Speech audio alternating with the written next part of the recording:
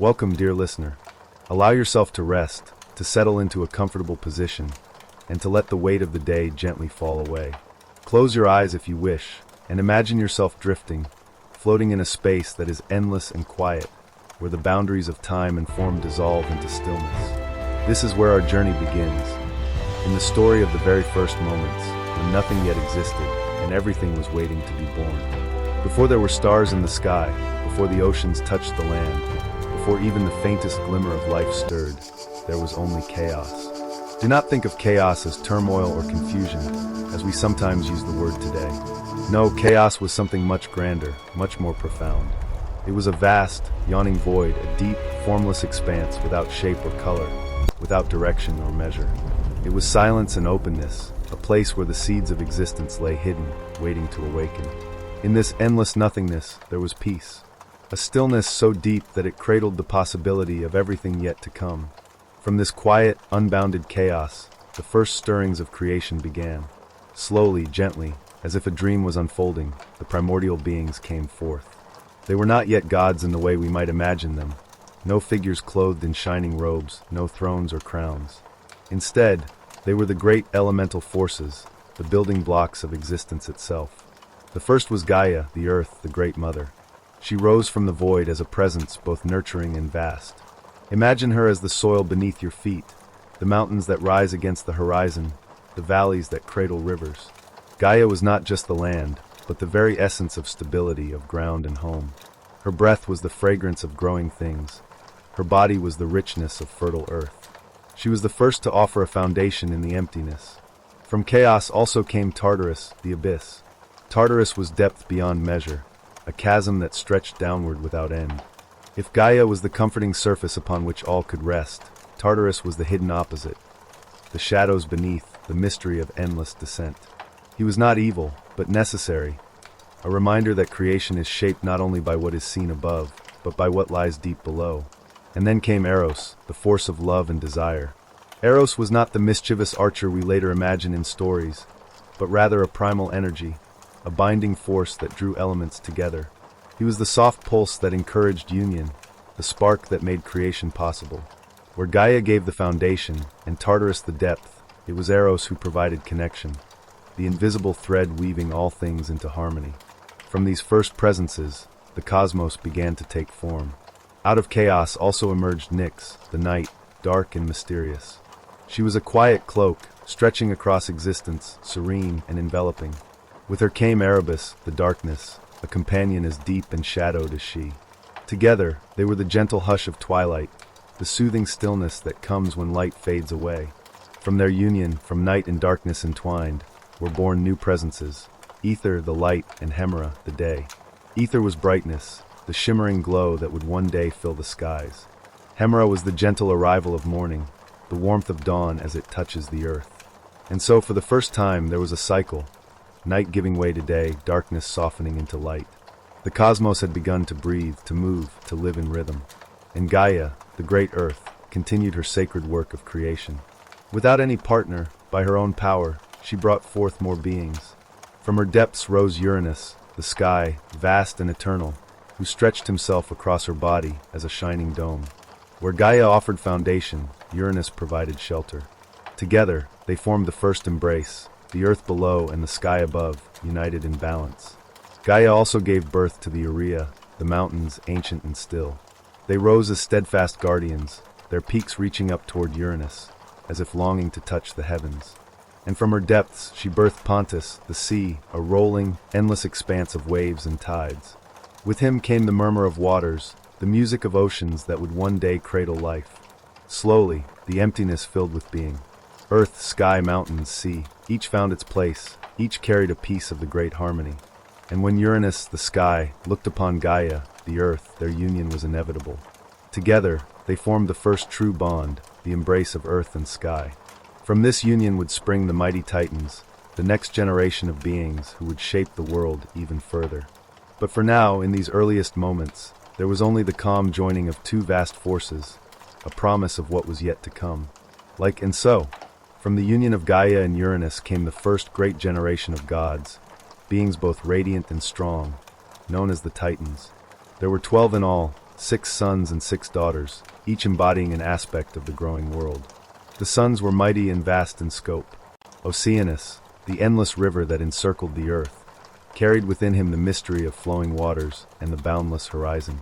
Zeus, the titan of intelligence and inquiry, bore the spark of questioning thought, the curiosity that seeks meaning in the stars.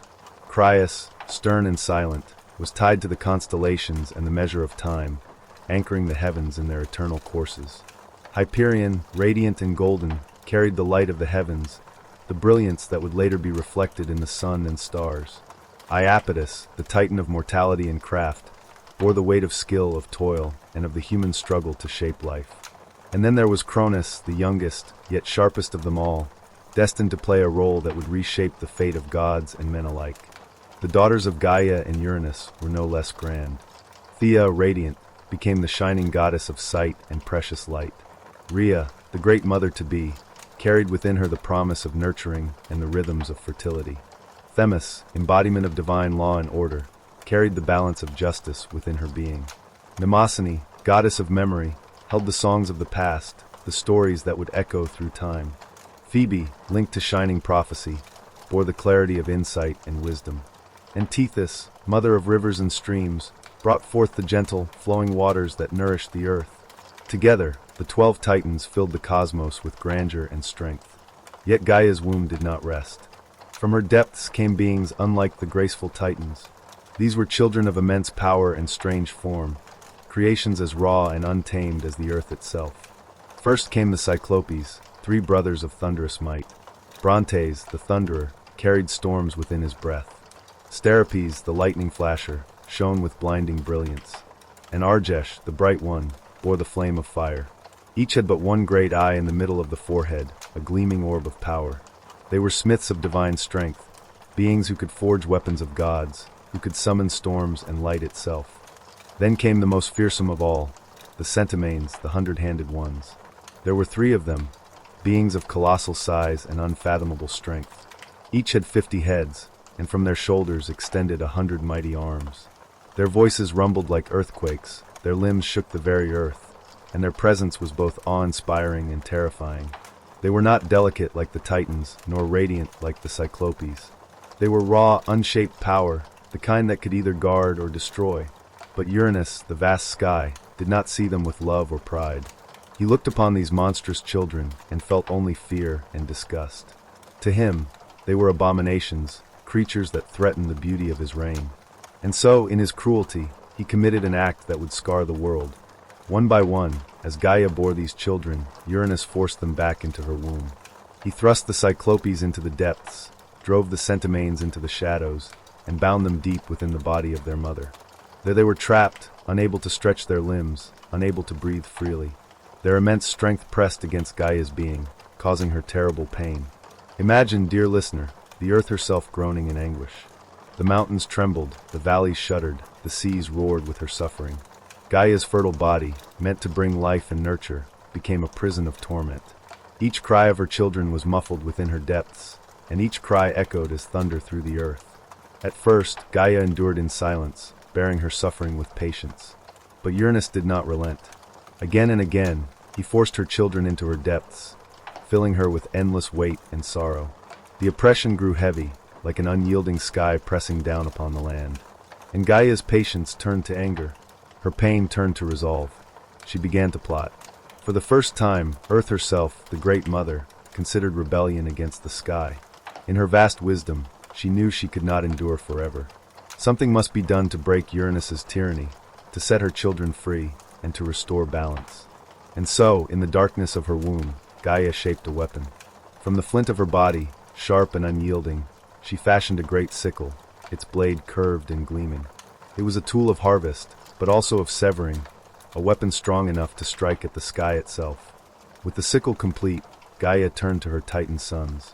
Her voice, deep as the mountains and soft as the soil, reached into their hearts. She spoke of her suffering, of the cries of their imprisoned brothers, of the cruelty of Uranus. She revealed the weapon she had forged, and she asked them to act. To take the sickle, to rise against their father, and to free her from the weight of his tyranny. At first, silence answered her. The Titans, strong though they were, trembled at the thought of striking Uranus, their father, the sky that stretched unbroken above them. Fear held their tongues, for Uranus was vast, and his presence unyielding. To raise a hand against him was to challenge eternity itself. But Gaia's resolve did not waver. She looked upon each of her sons, waiting, hoping, for one among them to rise with courage. And in the silence, a single figure stirred, Cronus, the youngest and sharpest of the Titans. His eyes shone with cunning, and within him was ambition, a restless fire that would not be quenched by fear. He stepped forward, and he took the sickle from Gaia's hand. The curved blade gleamed in the darkness, a promise of change, a symbol of rebellion. Cronus's voice, steady and calm, broke the silence. He would do it. He would strike against Uranus. He would free his mother and his imprisoned brothers. And in that moment, destiny shifted. Now we return to that moment, as the tide of fate begins to shift. The Titans, for all their strength and power, trembled before the vastness of Uranus. He was the sky itself, stretching unbroken, eternal, and heavy with authority. To strike against him seemed unthinkable. Yet Cronus, with his sharp mind and fearless ambition, did not falter. In his heart, he knew that change often comes through pain, that destiny demanded this act. Guided by Gaia, Cronus prepared for the ambush. She hid him deep within her folds, among the mountains and valleys of her body. The sickle gleamed in his hands, its curved blade born of Earth's own flint, sharp enough to sever even the bonds of eternity. Cronus waited in stillness, his breath slow, his eyes fixed upon the heavens. And then, as he had done countless times before, Uranus descended to lie upon Gaia. He stretched across her in his vast embrace, binding Earth tightly beneath the endless weight of sky. But this time, something stirred below. From his hidden place, Cronus rose with the sickle in his hand. With one decisive motion, he struck.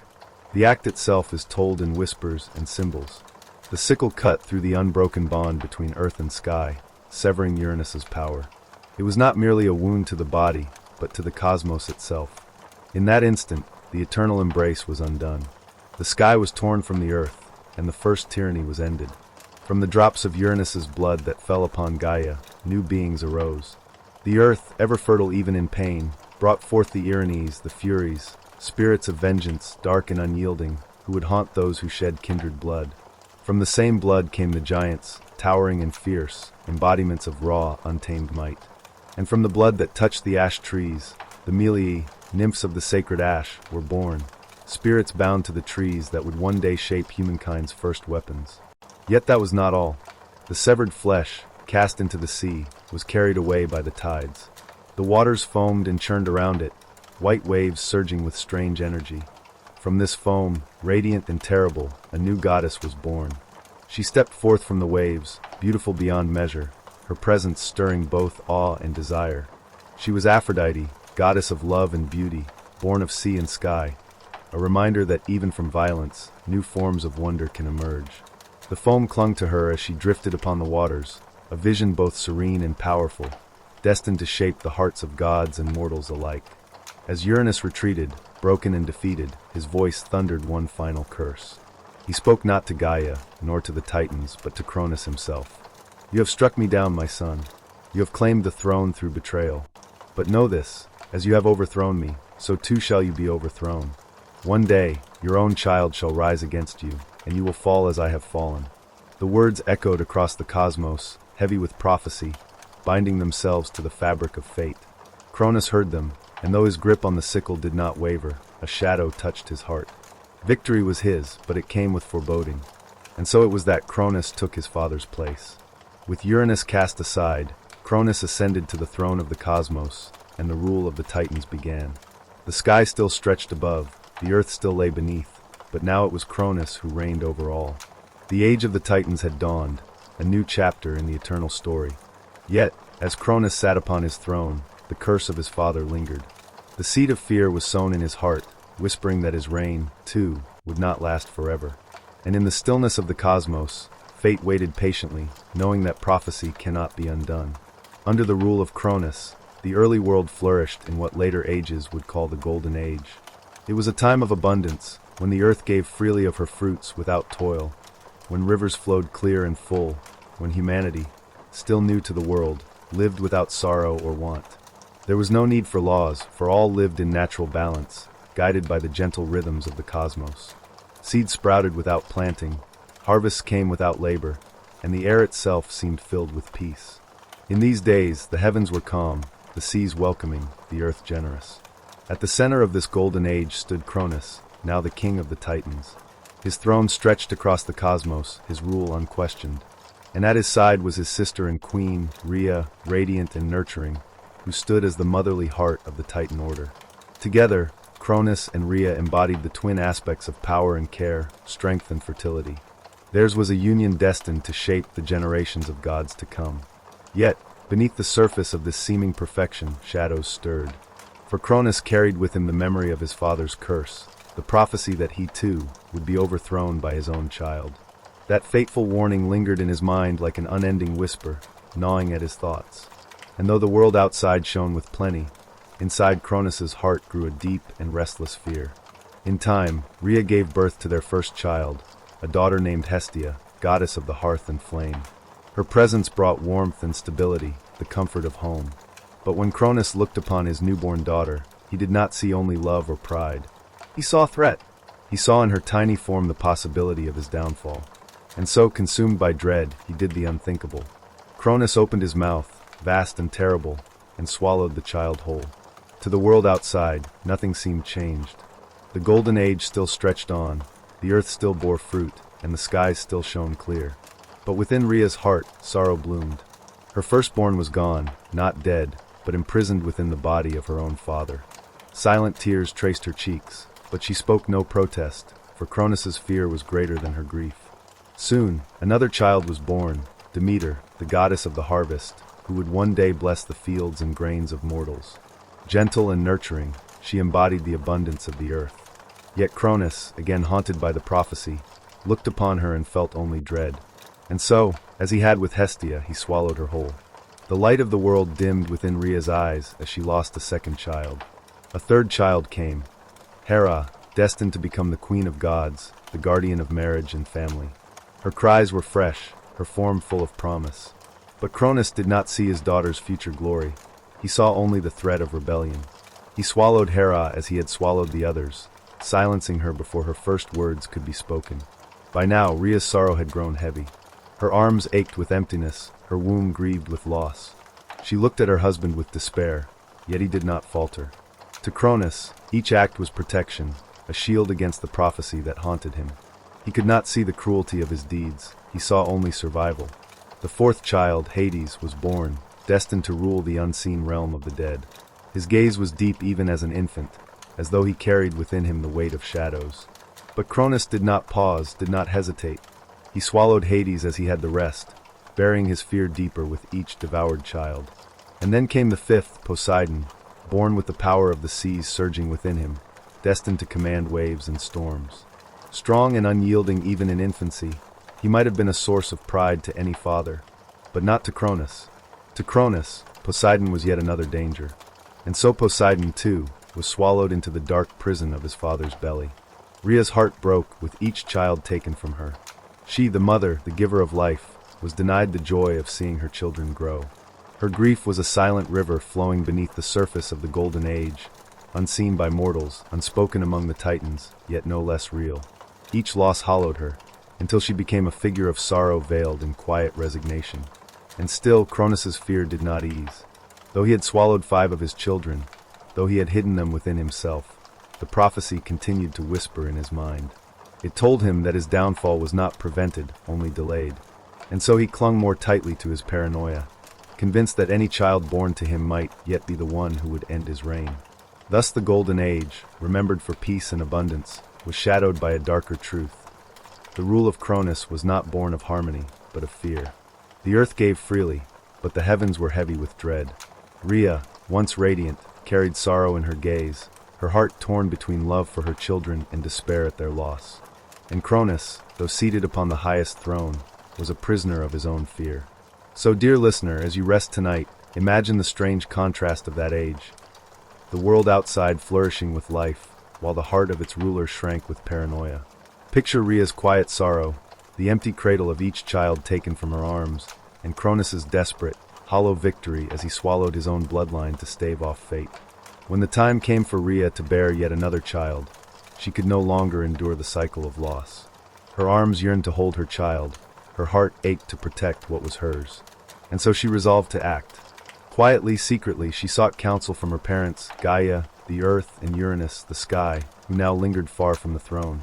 They reminded her of the prophecy, that Cronus would indeed fall by the hand of his child, and urged her to protect the one who might fulfill it. With her resolve firm, Rhea traveled in secret across the wide earth, her steps guided by necessity and hope. Her path led her to the island of Crete, far from Cronus's gaze. The island rose from the sea like a jewel, crowned with mountains and valleys rich with greenery. Hidden among its peaks was Mount Ida, a place shrouded in secrecy, where the eyes of the Titan king could not reach. It was here, in a sacred cave nestled deep within the mountain, that Rhea prepared to give birth. The air in the cave was cool, the stone walls damp with the breath of the earth. Outside, the winds whispered through the trees, carrying the songs of unseen birds. And there, away from the fear that bound her in Cronus's presence, Rhea brought forth her sixth child. He was small, fragile in her arms, yet within him pulsed a strength greater than his siblings before him. His eyes shone with promise, his cries rang with vitality. She named him Zeus. Holding the newborn close, Rhea wept, tears of relief, of love, and of fear. She knew she could not keep him openly. Cronus would soon demand the child, as he had before. But this time, Rhea would not surrender. To deceive her husband, Rhea devised a plan. With her hands, she lifted a great stone, rough and solid, and wrapped it carefully in swaddling clothes, as though it were an infant. She pressed it close to her breast, carrying it as though it were her son, and returned to Cronus. When he demanded the child, she presented the stone, her eyes downcast, her heart aching. Without question, Cronus seized it and swallowed it whole, convinced he had devoured yet another of his children. And so the deception was complete. Cronus's paranoia was satisfied, and he remained blind to the truth. Meanwhile, far away on Mount Ida, the real child was safe. Zeus was hidden in the sacred cave, where the air was rich with the scent of moss and wildflowers, where the earth hummed with the deep rhythm of life. He was not alone, for the cave was guarded and nurtured by protectors appointed by his mother. Foremost among his guardians was the gentle goat Amalthea. Her milk nourished the infant god, warm and sweet, giving him strength. Her presence was tender, her eyes watchful, her horns curved like crescents of the moon. To Zeus, Amalthea was both mother and protector, her body a source of comfort and her spirit a shield against harm. But Rhea knew that more than nourishment was needed. The cave must remain hidden, its cries unheard by the ears of Cronus. To ensure this, she called upon the Tragedies, a band of youthful warriors devoted to the child's safety. They were clad in gleaming armor, their movements both fierce and graceful.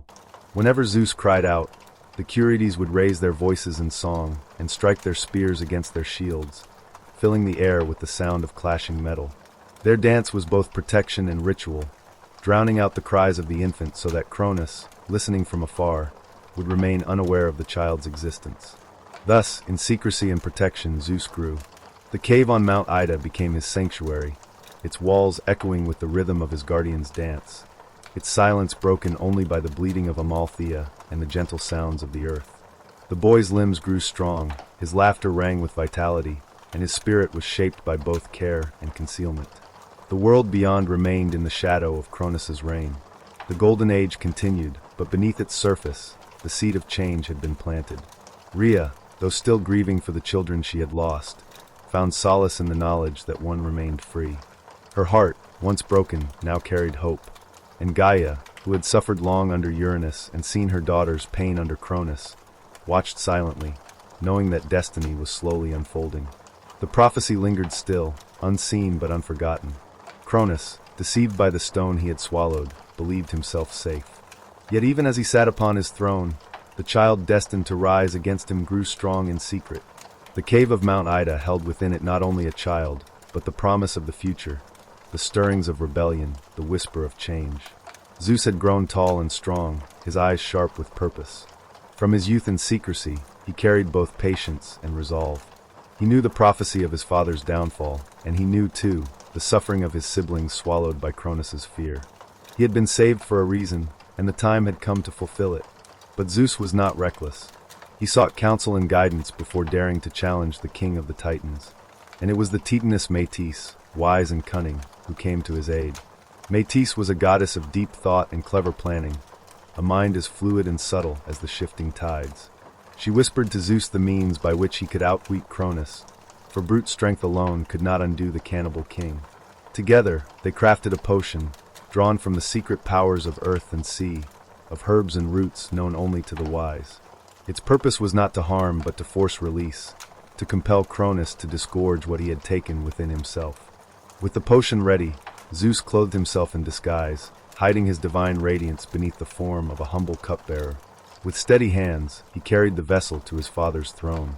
Cronus, seated high, still believed himself secure. The stone he had swallowed rested in his belly, and he thought all his children imprisoned within. When the disguised Zeus approached, offering a cup of rich drink, Cronus accepted without suspicion. He lifted it to his lips and drank deeply. At first, all was still. Then, slowly, Cronus's body trembled. A great heaviness stirred within him, and his face twisted with unease. He tried to rise, but the power of the potion gripped him. His throat convulsed, his body heaved, and with a roar that shook the earth, he vomited forth his children, one after another. First came Hestia, goddess of the hearth, her flame unextinguished by the years. Then Demeter, radiant with the promise of harvest. Hera followed, her eyes gleaming with the pride of future queenship. Then Hades, shadowed yet strong, and Poseidon, mighty with the force of oceans. Finally, the stone, wrapped in ancient swaddling clothes, fell to the ground, a mocking symbol of Cronus's deception. Each sibling, though swallowed as an infant, emerged fully grown, their divine essence preserved within their father's body. They rose tall and shining, their strength unbroken, their spirits unyielding. The 6 children of Cronus and Rhea stood together at last: Hestia, Demeter, Hera, Hades, Poseidon, and Zeus. Their reunion was powerful, a harmony long denied, now restored. Bound by suffering and fate, they pledged themselves to one another, determined to bring an end to their father's tyranny. Cronus, shaken but not undone, looked upon them with fury. The prophecy he had feared was unfolding before his eyes. His children, once imprisoned, now stood united against him, and he knew that his reign would not pass quietly. Thus began the Titanomachy, the great war between the generations of gods. On one side stood the new gods, led by Zeus and his siblings, claiming their place upon Mount Olympus, the lofty peak that would become their eternal home. On the other side stood the old order, the mighty titans loyal to Cronus, who gathered upon Mount Othrys, their fortress of power. Between these two mountains, the world itself would tremble. The war was not quick, nor was it easy. It stretched across 10 long years, each side refusing to yield. The earth shook with their battles, the seas boiled, the skies cracked with thunder and fire. Lightning, storms, and quakes became the weapons of the new gods, while the titans wielded the sheer might of ancient power. At first, the war seemed balanced. The titans, vast and ancient, held the advantage of experience and numbers. Cronus commanded with ruthless authority, and many of his siblings stood beside him, unwilling to surrender their power. But the Olympians, though young, fought with determination and the fire of destiny. Zeus, with thunder in his grasp, hurled lightning bolts that split the sky. Poseidon shook the seas with his trident, and Hades spread shadows across the battlefield. Their sisters, too, lent their strength. Hera with her fierce will, Demeter with the power of growth and renewal, and Hestia with the steady flame of endurance. Still, the struggle dragged on, year after year, with no end in sight. The clash of gods and titans echoed across the cosmos, a battle not only of might, but of time itself. The old order fought to preserve what was, while the new gods fought to shape what would come. And through it all, fate watched silently, for the prophecy had only begun to unfold. The titans, mighty and enduring, fought with all the strength of their ancient reign. Cronus commanded them with iron will, and upon Mount Othrys their fortress stood unbroken. The Olympians, young and fierce, struck from Mount Olympus, wielding thunder, sea, and shadow, yet even their vigor could not tip the balance. The earth groaned beneath their conflict, and time itself seemed caught between past and future. It was in this moment of stalemate that Gaia, the Great Mother, offered counsel. She had long suffered under Uranus and Cronus, and she yearned for the world to move forward. In whispers deep as the roots of mountains, she came to Zeus and spoke. "If you wish to end this war, you must look beyond the battlefield. There are powers hidden, ancient and terrible, imprisoned in the depths of Tartarus. Free them, and they will turn the tide in your favor." Zeus, wise enough to heed his grandmother's words, resolved to act. Guided by Gaia, he descended into the underworld, down through caverns and shadows, past the river Styx and into the deepest chasms of existence. There, in the vast and dreadful darkness of Tartarus, lay the imprisoned children of Gaia, beings of immense might, whom Uranus had long ago cast into chains. First he found the Cyclopes, 3 brothers of thunderous power, Brontes, the roar of thunder, Steropes, the flash of lightning, and Argesh, the gleaming brightness of fire. They sat in chains, their single great eyes dim, their strength wasted in confinement. When Zeus approached, they lifted their gaze, hope flickering faintly in their fiery orbs. With his lightning, Zeus shattered their bonds. The chains clattered to the floor of Tartarus, and the Cyclopes rose, their power rekindled. They bowed in gratitude to Zeus, promising their aid. "For your courage in freeing us, we will gift you our greatest craft," they said, for the Cyclopes were master forgers, artisans of divine might. Not far from them, bound in torment, were the Centimanes, the 100-handed ones. 3 brothers of colossal form, each with 50 heads and 100 arms, their bodies sprawled in the shadows of Tartarus. Their strength was unimaginable, their voices like earthquakes. Yet they too had been cast away, hidden by Uranus's fear and Cronus's neglect. Zeus raised his hand and broke their chains as well. Freed at last, they stretched their immense limbs, shaking the underworld with their movement. With gratitude, they pledged themselves to Zeus, vowing to fight at his side against the tyrants who had bound them. When the Cyclopes and Centimanes were freed, the balance of fate began to shift. True to their word, the Cyclopes took up their hammers and anvils, their forges glowing with divine fire. For Zeus, they crafted the thunderbolt, a weapon of blazing energy, a shard of the storm itself, fierce and unstoppable. For Poseidon, they forged the trident, a 3-pronged spear that could shake the seas, summon storms, and shatter the earth. And for Hades, they shaped the helm of darkness, a crown that cloaked its wearer in invisibility, veiling him in shadow so deep that even the keenest eye could not pierce it. These gifts were more than weapons, they were symbols of dominion. The thunderbolt bound Zeus to the heavens, the trident gave Poseidon mastery of the seas, and the helm granted Hades sovereignty over the unseen realm.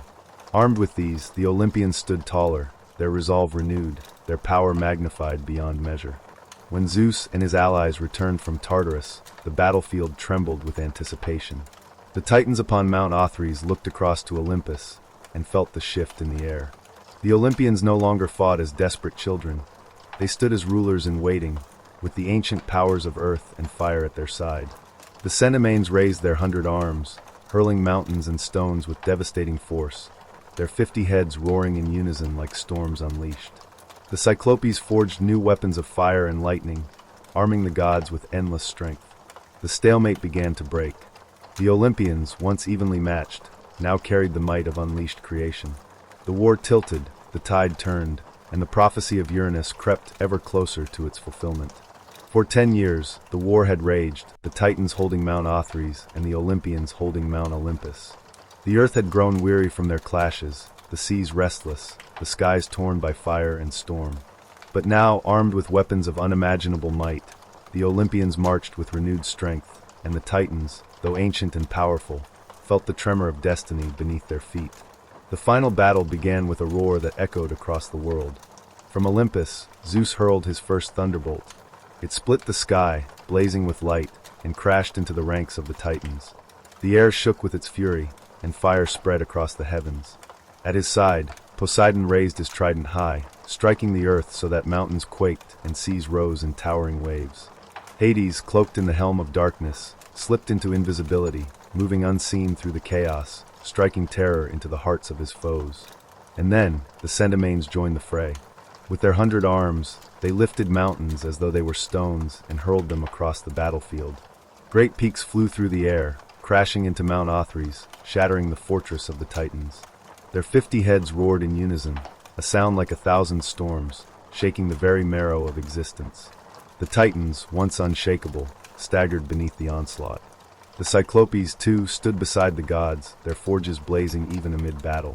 They armed the Olympians with unending fire and lightning, filling their hands with weapons that struck like the wrath of nature itself. Their one-eyed gaze shone with purpose, their voices rising in thunderous chants as they fought. Cronus, proud and unyielding, rallied his forces. He stood tall, wielding his sickle of flint, the very weapon with which he had struck down Uranus. Around him gathered the loyal Titans, mighty Zeus, shining Hyperion, stern Crius, and unyielding Iapetus. Together they struck with all the force of the old order, desperate to hold their ground. The earth trembled beneath their power, the sky split in endless flashes of light, and for a time it seemed the cosmos itself might collapse beneath the weight of their conflict. But the tide had turned. For every blow the Titans struck, the Olympians answered with greater fury. Zeus, hurling thunderbolt after thunderbolt, became a storm given form, his voice echoing like thunder through the heavens. Poseidon shattered the ground with his trident, sending waves to crash against Othrys, drowning the foothills of the mountain. Hades, cloaked in shadow, struck unseen, felling enemies with the dread of the unseen realm. The Centimanes hurled mountain after mountain, burying the Titans beneath avalanches of stone. Their sheer force overwhelmed even the mightiest of Cronus's allies. The cries of battle rose and fell, until at last the Titans began to falter. Cronus fought fiercely, his sickle flashing, his will unbroken. But even he could not withstand the storm. Zeus, wielding the thunderbolt forged for him, faced his father in a clash that shook the heavens. Lightning and flint struck against one another, sparks flying, the sound echoing like the breaking of worlds. With one final, searing strike, Zeus cast his thunderbolt upon Cronus, and the Titan king fell, his reign ended. The war was over. The Titans who had stood against the Olympians were bound in chains, just as they had once bound the Centimanes. One by one, they were cast into the depths of Tartarus, to dwell in darkness and shadow for all eternity. There, the hundred-handed ones, once imprisoned themselves, now stood as their jailers, guarding the gates with unyielding strength.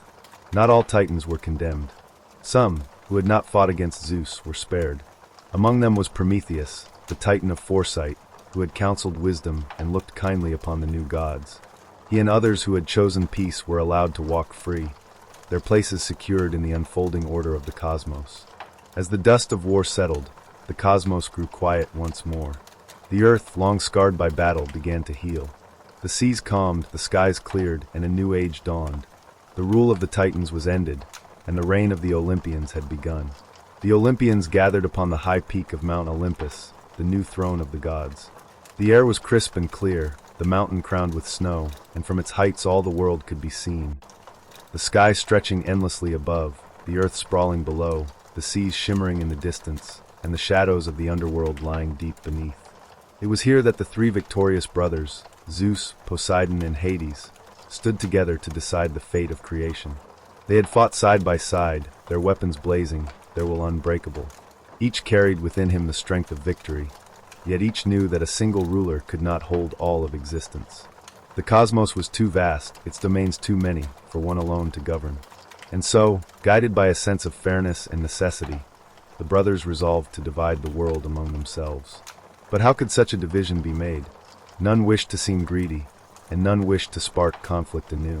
To ensure justice, they chose the ancient practice of casting lots, a sacred act of chance overseen by the fates themselves. It was not a decision of ambition, but of destiny, determined by the will of the unseen powers that wove the threads of time. The lots were prepared, 3 stones marked for the 3 realms of existence. The brothers stood together in solemn silence as the stones were drawn. The first fell to Zeus, and with it the sky. The heavens opened to him, the clouds, the winds, the storms, and the endless vault of stars. He became the king of gods, the wielder of the thunderbolt, the ruler of all who dwelled above. From his throne upon Olympus, he would command the heavens, watching over both gods and mortals alike. The second lot was drawn by Poseidon, and to him fell the sea. The rolling oceans, the crashing waves, the hidden depths, and all creatures that swam within them became his dominion. With his trident, Poseidon claimed mastery of waters, stirring storms when angered, calming waves when appeased. His realm was vast, covering not only the seas, but also the rivers and streams that wound across the earth. The final lot came to Hades, and with it, the underworld. It was not the prize he might have wished, for the realm of the dead was shadowed and grim. Yet it was no lesser kingdom. The unseen world beneath the earth was immense, filled with mysteries and the countless souls of mortals who would one day pass from life. With the helm of darkness upon his brow, Hades ruled over the silent depths, ensuring order in the cycle of life and death. Though feared, his rule was just and his power profound. And what of the earth itself, the mountains, valleys, fields, and forests, the land upon which mortals and immortals alike would walk? The brothers agreed that the earth would not belong to one alone. It would remain a common domain, shared by all gods to nurture, to guard, and to shape. Upon its fertile soil, their influence would intertwine. Zeus from the sky above, Poseidon from the seas that touched its shores, and Hades from the shadowed depths below. Thus was the cosmos divided, sky to Zeus, sea to Poseidon, underworld to Hades, and earth to all. And in this division, a new order was born. The reign of the Titans was ended, and the age of the Olympians had begun. The gods settled into their places. Zeus took his throne upon Mount Olympus, a seat of power that overlooked all realms. From there, he gathered the other gods, both his siblings and the children of Titans who had chosen to side with him. Together, they formed a council, a family of deities who would watch over the world. Poseidon withdrew to his palaces beneath the sea, crystal halls glittering with pearls and coral. Hades descended into his shadowed realm, where he established his kingdom with solemn dignity, a place of order where the souls of the departed would find their rest. In time, mortals would look to these three brothers as the greatest powers of all: Zeus, the sky father, thunderer, and king; Poseidon, lord of seas and storms; Hades, keeper of the underworld and guardian of death. Yet each was bound to the others, for though their realms were divided, their fates remained entwined. And so, dear listener, imagine the stillness of the world after so much strife. The heavens shining clear above, the seas glimmering with calm, the earth breathing quietly, and the underworld waiting in silence. A new order has been set, one of balance, division, and shared dominion. The Olympians rise, their rule secured, their thrones established. High above the mortal world, Mount Olympus rose like a pillar of light, its snowy crown gleaming in the sun, its slopes veiled in mists of silver. At its summit, hidden from mortal eyes, the gods built their shining palaces. Walls of white marble gleamed, pillars reached skyward, and golden halls glowed with an otherworldly light. Here, the air was always clear, untouched by storm or shadow, and the gardens bloomed with eternal flowers. The sound of music drifted across the mountaintop, the laughter of immortals mingling with the whisper of breezes. Olympus became not only a fortress but a family's hearth, where the gods ruled and feasted, argued and reconciled, loved and conspired. At the heart of this court stood Zeus, the thunderer, king of the gods. His throne was carved from shining stone, and in his hand rested the thunderbolt, symbol of his power. Yet though he ruled with might, Zeus was not alone. At his side stood his queen, his siblings, his children, and his kin, each with their own domain, each a vital thread in the tapestry of divine life. Let us now meet them, one by one, the great Olympians who shaped the world. First, there was Hera, sister and wife of Zeus, queen of the gods. Hera embodied majesty and dignity. She was the goddess of marriage and family, watching over the sacred bonds between mortals and the union of households. Her beauty was regal, her bearing proud, her gaze piercing. Yet beneath her grace lay a fierce will, for Hera was known for her jealousy and her temper, particularly against those who crossed her or against Zeus's many wandering affections. Still, she stood as the heart of Olympus's order, its matron and its queen. Among their children and kin was Athena, born not from Hera but from Zeus himself, in a manner strange and wondrous. She was the goddess of wisdom, of strategy, and of just war. In her eyes shone clarity, and upon her shoulders rested the aegis, the shield of divine protection. She was serene and thoughtful, yet fierce in battle when justice called. Unlike Ares, who relished bloodshed, Athena sought wisdom in war, guiding heroes with intellect as much as with strength. She was patron of cities, of learning, of craft and law. Then there was Apollo, radiant with light, the god of prophecy, music, healing, and the sun's bright course. Golden-haired, he carried the lyre and the bow, his presence filling Olympus with song and harmony. Yet Apollo's light was not gentle alone. It was sharp as well, the brilliance of truth that cannot be hidden. Through his oracles, mortals sought knowledge of what was to come, and through his music, the world itself seemed to find rhythm and order. Twin to Apollo was Artemis, the huntress, goddess of the moon, of forests, and of wild creatures. Where Apollo shone with the sun, Artemis walked beneath silver light, roaming with her bow, swift and untamed. She was protector of maidens, fierce in her independence, and guardian of the wilderness. Another of Zeus's sons was Ares, the god of war, though his aspect differed from Athena's. Where Athena represented strategy and wisdom in conflict, Ares embodied raw passion, the chaos of battle, the bloodlust that drove warriors into the fray. His armor gleamed, his sword never rested, yet though he was powerful, he was not always honored. Mortals both feared and distrusted him, for his presence brought destruction as much as courage. In contrast stood Hephaestus, the god of fire and the forge, master of craft and invention. Unlike the shining Apollo or the mighty Ares, Hephaestus was humble in form, often depicted as lame, his gait uneven. yet his hands carried unmatched skill. From his forge, hidden beneath Olympus or within volcanic fire, he shaped weapons for gods and heroes, palaces of brilliance, and wonders beyond measure. His creations were the very bones of Olympus, the tools by which the gods shaped the world. Where Hephaestus embodied the labor of craft, Aphrodite embodied beauty itself. Born of the sea's foam, she was goddess of love, desire, and allure. Wherever she walked, hearts stirred, both mortal and divine. Her beauty was said to rival all others, but it was not merely her form that gave her power.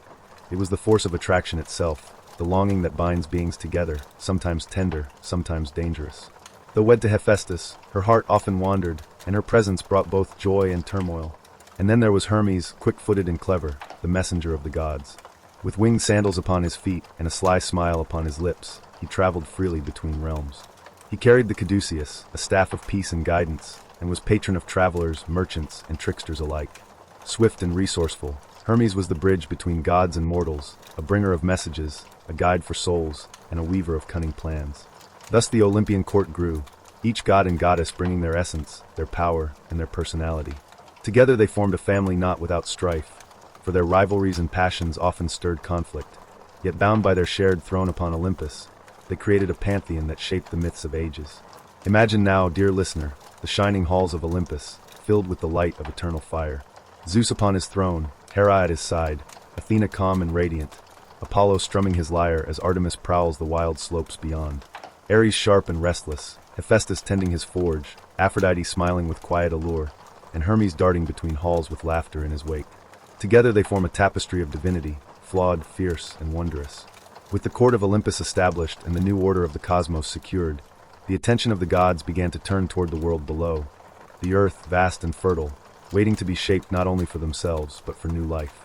Among those who pondered the fate of creation was a titan who had not been cast into Tartarus, one whose loyalty and wisdom had spared him from punishment. His name was Prometheus, which means forethought. Prometheus was unlike many of his kin. While other titans had clung to the past, he had looked toward the future.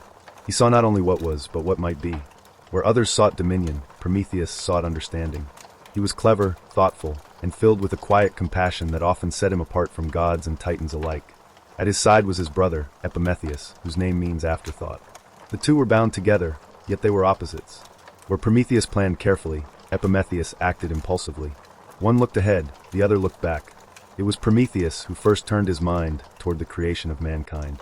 From the rich soil of Gaia and the flowing waters of the rivers, he shaped figures of clay. With patient hands, he molded them carefully, giving them upright form, faces that could gaze at the heavens, and hands that could shape and build. Into these forms he breathed life, and thus the first mortals stirred, fragile yet alive. But these early humans were weak. Their bodies were small compared to beasts, their skin thin against the cold, their hands empty of tools. They wandered the earth without shelter, without fire, without knowledge of farming or craft. They lived in darkness, shivering at the night, cowering before the storms, hiding from wild creatures stronger than themselves. They were vulnerable, fragile sparks of life struggling to survive in a world vast and untamed. Prometheus looked upon his creations with sorrow. He had shaped them with care, yet they suffered. While the gods feasted in shining halls, and the beasts of the wild carried claws and fangs, mankind was left defenseless. Prometheus, eager to help, had already given out gifts of strength, speed, and cunning to the animals, claws to the lion, wings to the bird, shells to the turtle, and swiftness to the deer. When he turned to mankind, there was nothing left to give, and so humanity remained bare and helpless. Still, Prometheus's heart was stirred with compassion. He saw in mortals the potential for greatness, the possibility of thought, of creation, of spirit. They were weak, yes, but they were also capable of learning, of shaping their world as he had shaped them. He could not bear to watch them struggle without aid. Yet Zeus, king of the gods, looked upon mankind with indifference. To him, mortals were of little consequence, frail, short-lived, beneath the concern of Olympus. He decreed that the gifts of the gods should remain with the gods alone. Fire, wisdom, craft, and power were not to be shared with mankind. In Zeus's eyes, the order of the world must be preserved, gods above, mortals below. Prometheus disagreed. He believed that mortals deserved guidance, that they should not be abandoned to fear and darkness. His forethought told him that with help, mankind could grow into something greater. His compassion urged him to act, even against Zeus's will. So Prometheus walked among his creations. He knelt beside them as they shivered in the cold, teaching them how to shape clay into vessels, how to weave reeds into simple shelters. He showed them how to watch the patterns of the stars to know when seasons would change, how to use their hands to craft simple tools from stone. Step by step, he nurtured them, planting the first seeds of knowledge. Yet without fire, their efforts faltered. Food could not be cooked, metal could not be shaped, darkness could not be driven away. Prometheus knew what must be done. Though Zeus had forbidden it, though the risk was great, he resolved to give humanity the gift that would change everything, the gift of fire. But that part of the tale lies just ahead. For now, imagine these early mortals, fragile figures of clay come to life, their faces lit only by the faint glow of stars. They huddle together in caves, listening to the cries of beasts, longing for warmth they do not yet understand. And among them walks Prometheus, their quiet guardian, already planting the spark that will lift them from darkness. Breathe deeply, letting the image of clay and water, earth and life, settle in your mind. Humanity has begun, fragile yet full of promise, and the Titan of forethought watches over them. Soon, a spark will ignite, and the story of mortals will truly begin. Prometheus, ever watchful, had gazed upon the plight of mankind. They shivered in the cold, ate raw food, and feared the shadows of night. Though he had taught them to shape vessels, weave shelters, and use stone tools, their lives remained fragile and dim. He knew there was but one gift that could transform them, one spark that could lift them from darkness, the power of fire. Yet fire was the sacred possession of the gods, jealously guarded upon Olympus. Zeus, in his decree, had forbidden its gift to mortals. To him, humanity was beneath such power, and their weakness was part of the order of things. But Prometheus, filled with forethought and compassion, resolved to defy the king of the gods. Under the cloak of night, Prometheus made his daring theft. He climbed high to the heavens, treading paths only immortals could walk. In the sacred halls where the gods kept their eternal flame, he reached into the fire of the forge itself. From that divine blaze he drew a spark, small but potent, glowing like a heartbeat of creation. To conceal it, he placed it within the hollow stalk of a fennel plant, its fibers hiding the ember as he carried it down from Olympus, across the sky, and into the world of men. When the flame touched the hands of mortals, the world was forever changed. Fire leapt from spark to branch, from branch to hearth, its light dancing in the darkness. For the first time, humanity felt warmth in the cold of night. They cooked their food, shaping meals from what had once been raw. They hardened tools in flame, forged weapons from metal, and drove away the beasts that had hunted them. By firelight, they gathered together, told stories, and began the first steps toward civilization. The spark became not only survival, but inspiration, an eternal symbol of knowledge, power, and progress. But though humanity rejoiced, Zeus's gaze soon fell upon them, and his heart swelled with rage. He saw their fires burning in the night, their confidence growing, their weakness lessened. He knew at once who had defied him. Prometheus, the trickster Titan, had stolen from Olympus and given to mankind what was forbidden. To Zeus, this was not only disobedience, but a challenge to his authority. His fury was vast, and it demanded retribution. Zeus resolved to punish not only Prometheus, but mankind itself. He devised a cruel gift, a snare wrapped in beauty. From clay, the gods shaped a woman, lovely beyond compare. Each deity bestowed upon her a gift. From Aphrodite, charm and desire. From Hermes, wit and cunning. From Athena, grace and skill. From the Graces, allure and radiance. But within her heart the gods also planted seeds of mischief and sorrow. She was named Pandora, which means all-gifted. Zeus sent Pandora to Epimetheus, brother of Prometheus. Prometheus had warned his brother never to accept gifts from Zeus, for the king of gods gave nothing without hidden cost. But Epimetheus, whose name meant afterthought, was impulsive and unguarded. Enchanted by Pandora's beauty, he welcomed her into his home. With Pandora came a jar, or as some tell it, a box, a vessel given to her by the gods, sealed but heavy with unseen contents. Curiosity stirred within her, for the jar seemed to call to her, whispering secrets of what it held. At last, unable to resist, Pandora lifted the lid. In that moment, the world changed. From the jar burst forth a swarm of evils, dark and terrible, scattering across the earth. Sickness and plague swept over mankind, where once their bodies had been free of pain. Hunger gnawed at bellies, where once the earth had given freely. Jealousy, greed, violence, and despair spread like shadows, twisting the hearts of mortals. No corner of the world was untouched, and suffering became a part of human life. Pandora, horrified, slammed the lid shut, but it was too late. Nearly all had escaped, save for one small presence that remained at the bottom of the jar. That last spirit was hope. Fragile yet enduring, hope lingered, offering light even in the darkest moments. Though humanity would now suffer, they would never be wholly forsaken. In their struggles, they would still dream, still strive, still reach towards something better. Yet Zeus was not finished. His wrath still burned for Prometheus himself, the titan who had dared to steal from Olympus. For him, Zeus devised a punishment not swift, but eternal. Prometheus was seized by the servants of the gods and dragged to the wild peaks of the Caucasus Mountains, a place of windswept cliffs and endless solitude. There he was bound with unbreakable chains, fastened to the rock so that he could not move. Each day, as the sun rose, an eagle, savage and immense, descended from the sky. With its sharp beak, it tore at Prometheus's flesh, feasting upon his liver. And though the pain was unendurable, Prometheus could not die. For he was immortal, and each night his body healed anew. When morning came, the eagle returned, and the torment began again. Day after day, year after year, the cycle continued, an endless punishment for his defiance. Yet even in his suffering, Prometheus did not regret his gift. He had given fire to mankind, and with it, the spark of progress.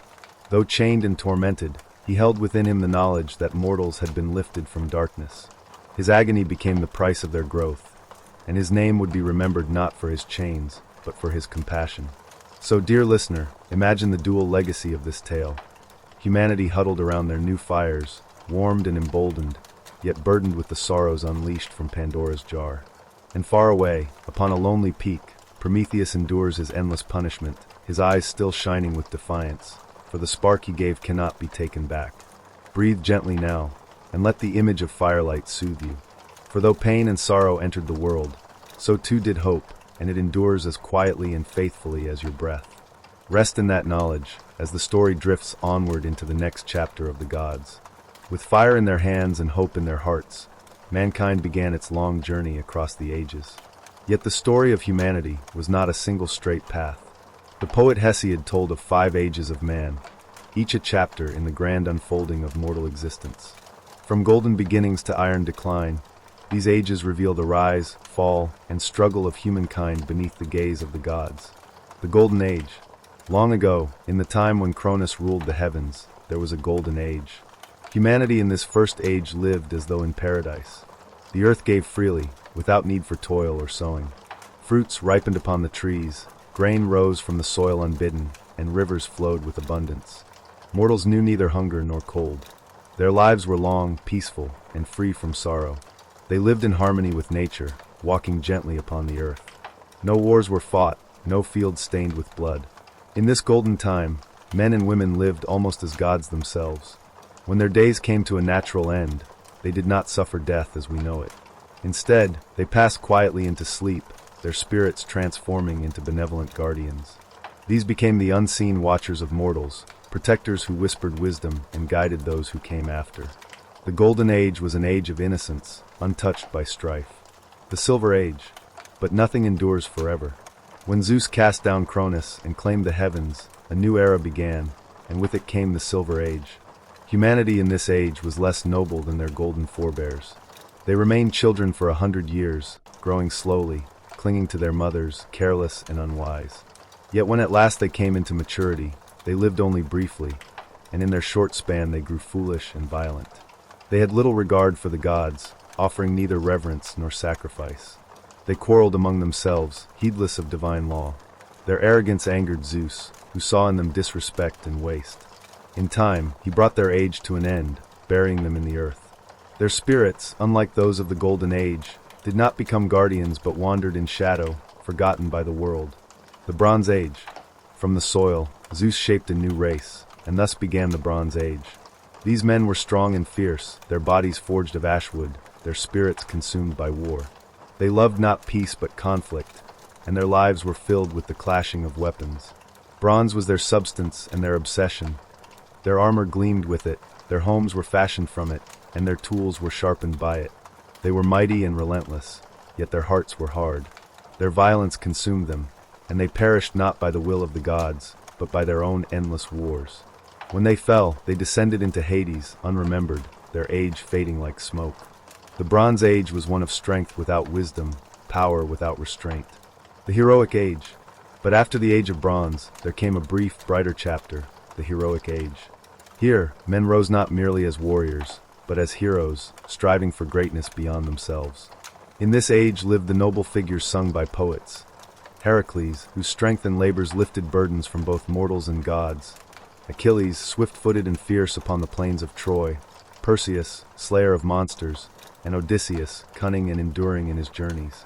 These heroes were flawed, as all mortals are, yet they reached heights of courage and renown that lifted their names into eternity.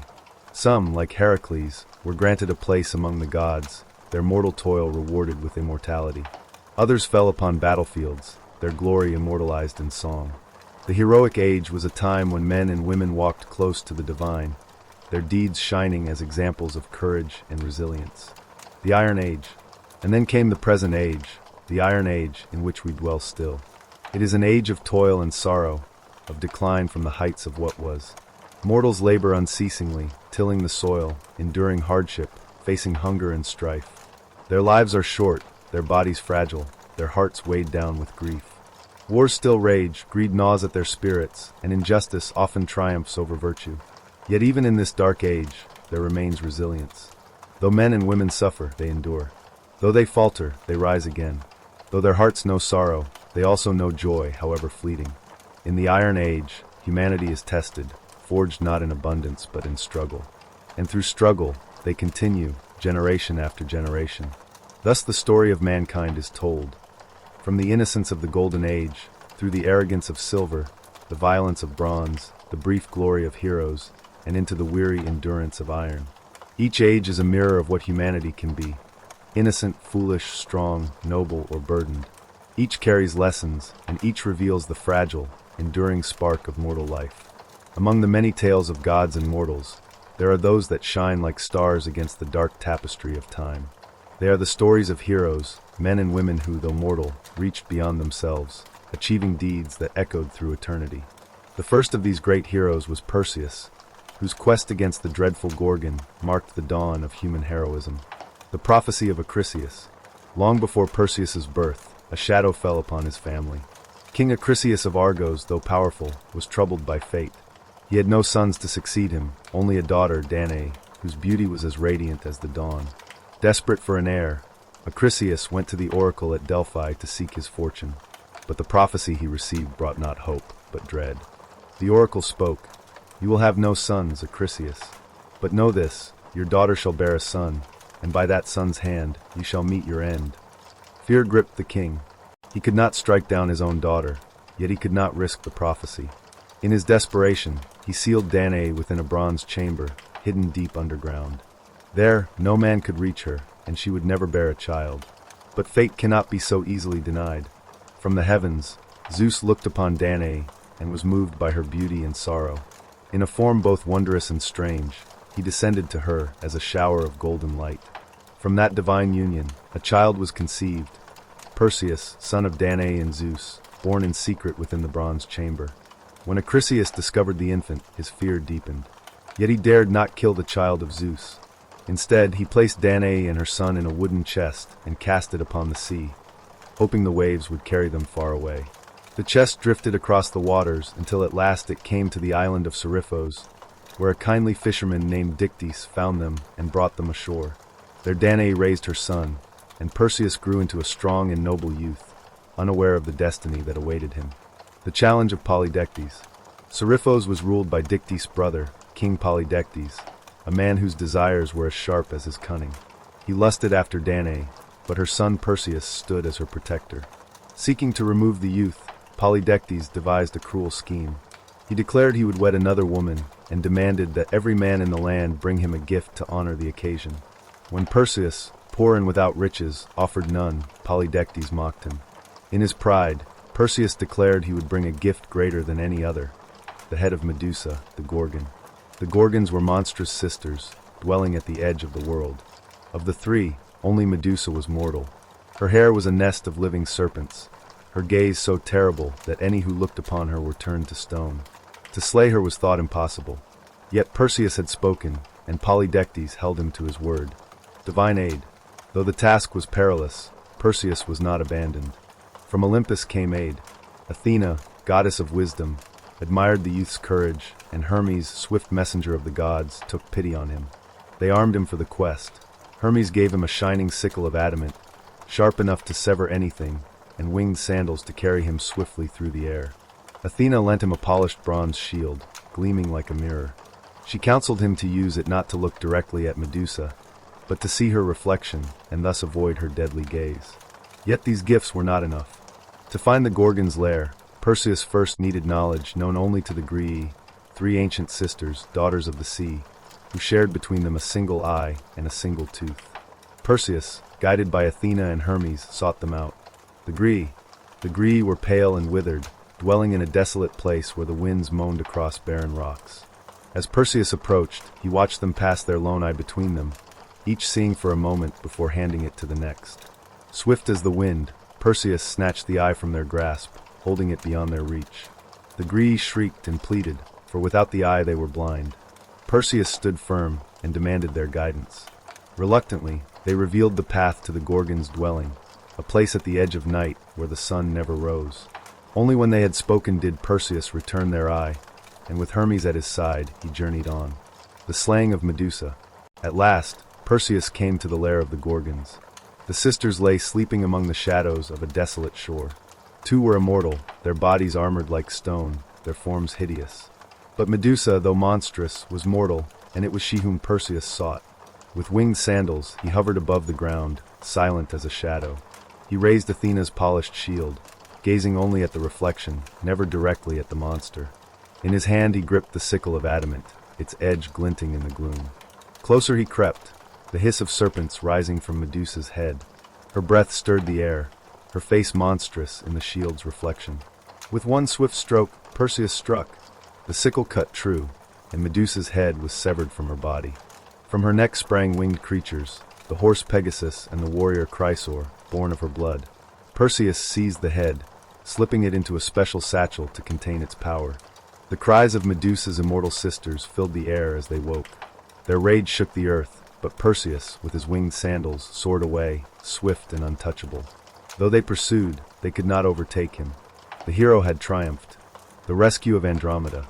On his journey home, Perseus encountered yet another trial, one that would bring him lasting glory. As he flew above distant shores, he saw a maiden chained to a rock by the sea. Her name was Andromeda, daughter of King Cepheus and Queen Cassiopeia. Her mother, in pride, had boasted that Andromeda was fairer than the Nereids, sea nymphs beloved of Poseidon. In vengeance, the god had sent a sea monster to ravage the land. To appease him, Andromeda had been offered as sacrifice. When Perseus beheld her plight, his heart was stirred. He descended and learned her story. As the monster rose from the waves, vast and terrible, Perseus acted swiftly. Drawing forth Medusa's head from the satchel, he held it high. The creature met her gaze, and in an instant it turned to stone, its body crashing lifeless into the sea. Andromeda was freed, her chains falling away.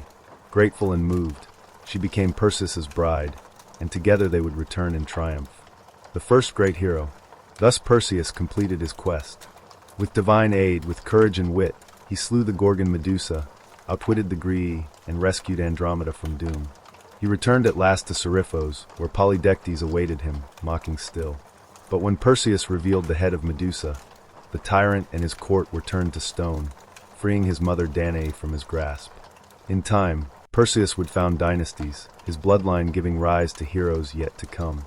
But it was in this quest, the slaying of Medusa, that he proved mankind's potential. He was the first of mortals to face the impossible in triumph, aided by the gods, yet carrying his own courage into legend. The birth of Heracles.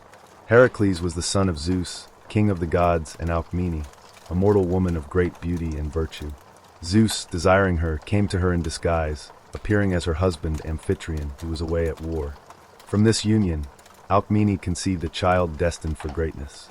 But Hera, queen of the gods and wife of Zeus, was filled with jealousy and rage. She could not bear the countless betrayals of her husband, and her wrath often fell not upon him, but upon his lovers and their children. When she learned of Alcmene's child, she swore to destroy him, for the boy was a living reminder of Zeus's unfaithfulness. Even before Heracles was born, Hera sought to thwart him. Zeus had boasted that his child would become ruler over all who lived around him. Hera, cunning, delayed Alcmene's labor and hastened the birth of another child, Eurystheus, a weaker cousin of Heracles. Thus, by Hera's manipulation, the prophecy was twisted. Eurystheus, not Heracles, would hold kingship, and Heracles would be forced into servitude. From his very first breath, the boy's destiny was shaped by Hera's malice. The serpents in the crib. Hera's hatred did not rest. When Heracles was still an infant, lying in his cradle beside his twin brother Iphicles, she sent 2 great serpents to slither into their chamber. Their scales gleamed in the moonlight, their tongues flickered, their fangs dripped with venom. The household awoke to the sound of hissing, but before any could intervene, the infant Heracles stirred. Without fear, the baby reached out his small hands and seized the serpents by their throats. His grip was strong, unnaturally so, even for a child. The snakes writhed and coiled, but Heracles held fast, his strength already greater than any mortal's. With a final squeeze, he crushed them both, their lifeless bodies falling limp. Those who witnessed it marveled, for it was clear that this was no ordinary child. Yet even in this triumph, Hera's malice loomed, for she would not relent. Heracles' youth. As Heracles grew, his strength and stature marked him apart from other men. He was taught in many arts, wrestling, archery, chariot driving, and music. Yet his hands, so skilled in combat, struggled with gentler pursuits. His temper was quick, his passions fierce. Still, he was admired for his courage and vigor, and he grew into a man of striking presence, broad-shouldered, powerful, and filled with restless energy. In time, he wed Megara, daughter of King Creon of Thebes. Their union was blessed with children, and for a brief span, Heracles knew peace. He fought for Thebes in battle, defended his home with valor, and was honored by his people. He lived as husband and father, finding joy in his family's laughter.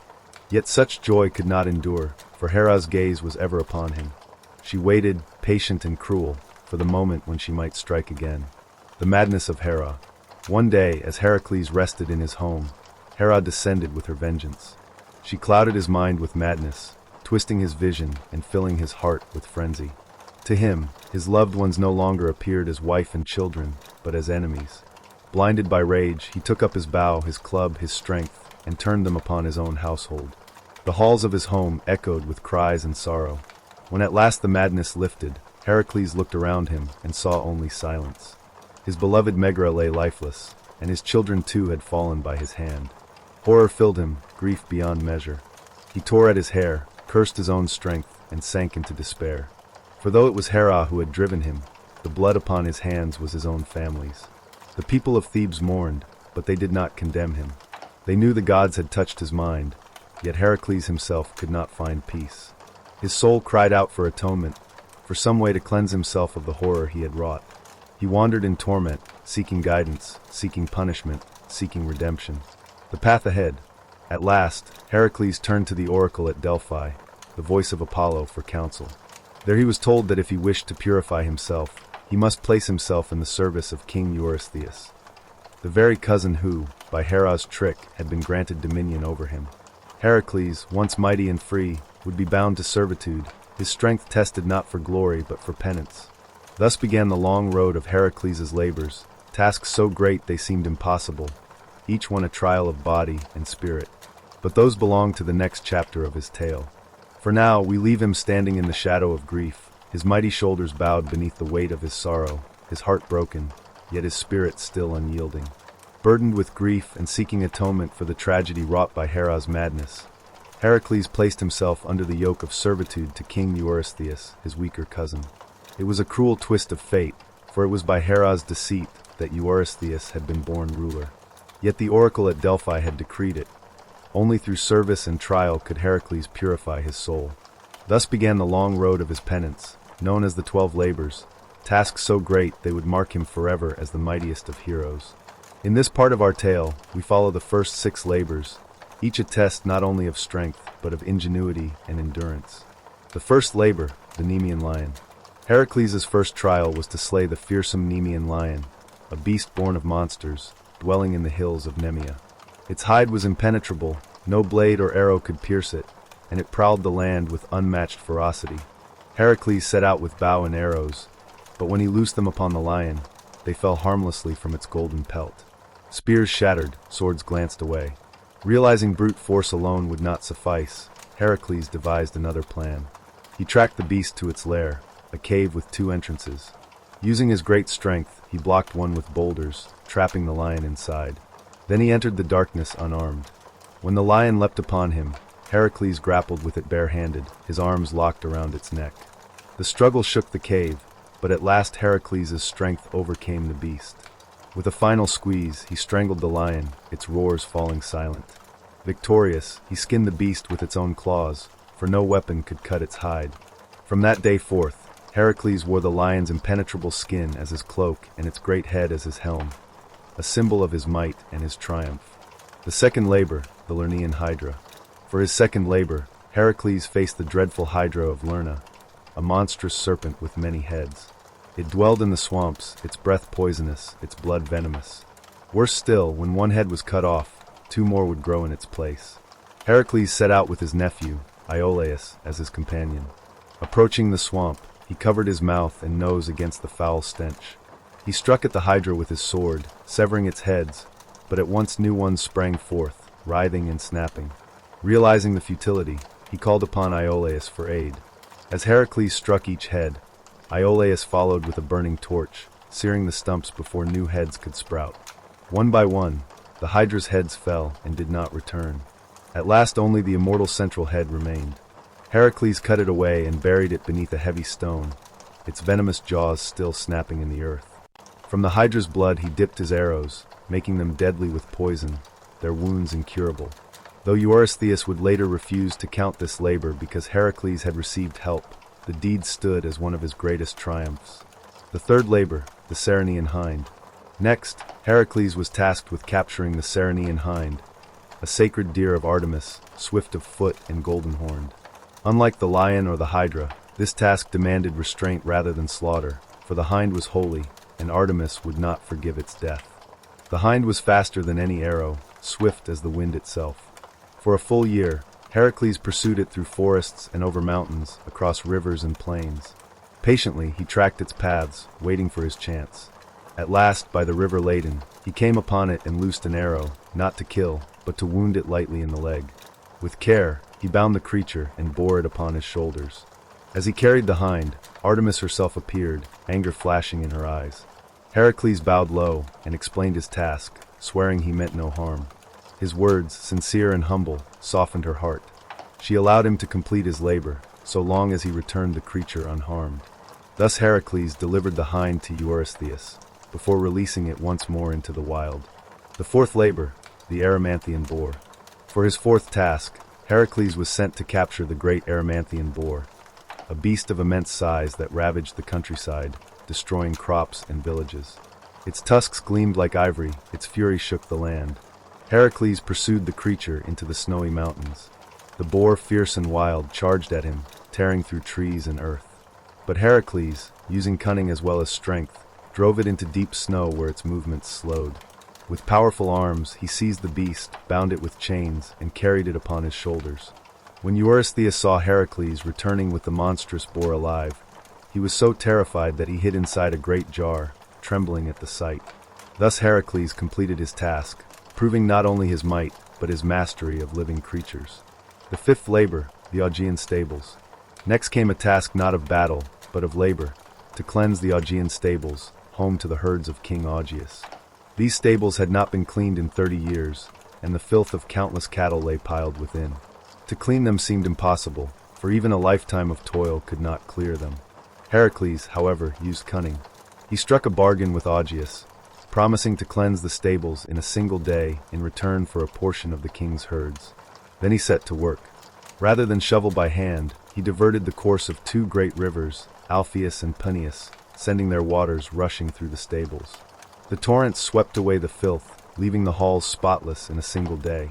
But when Augeas learned of Heracles' true purpose, that this was one of Eurystheus' labors, he denied him his promised reward.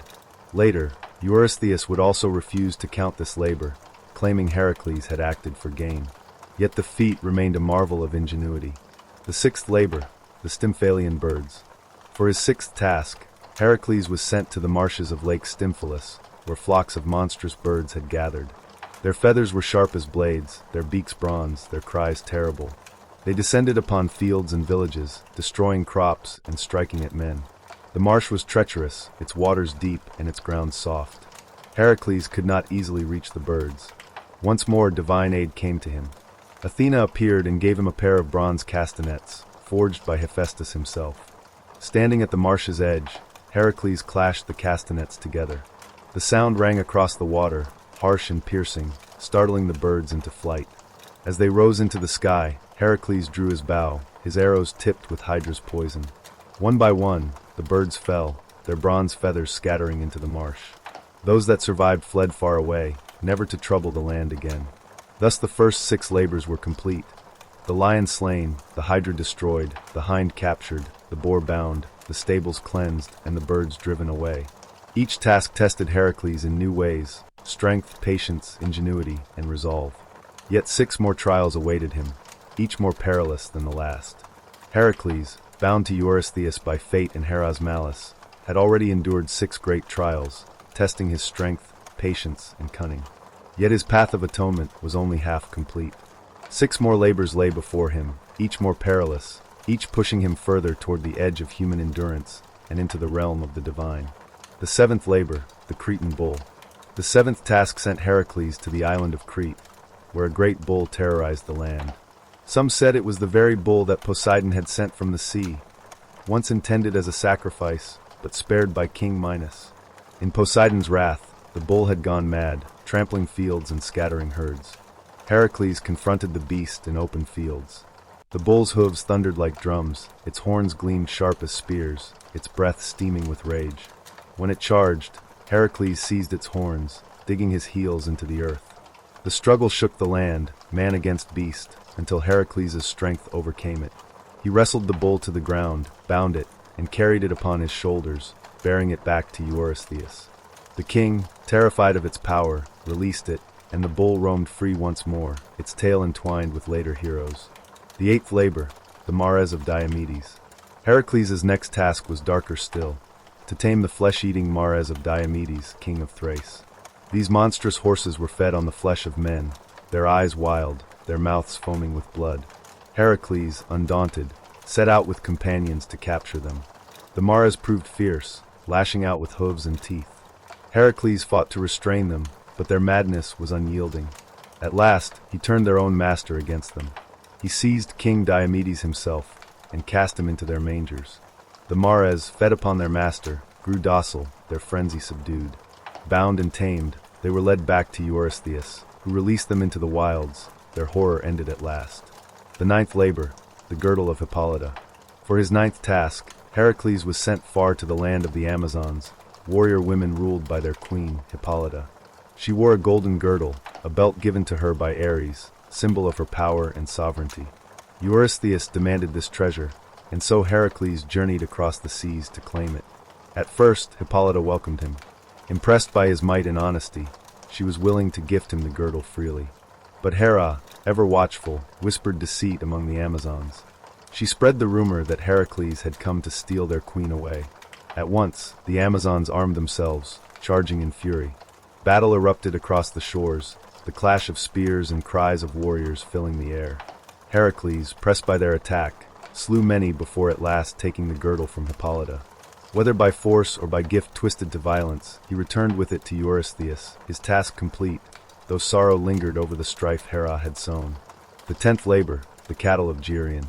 The 10th labor carried Heracles to the edge of the world, to the land where the sun sets.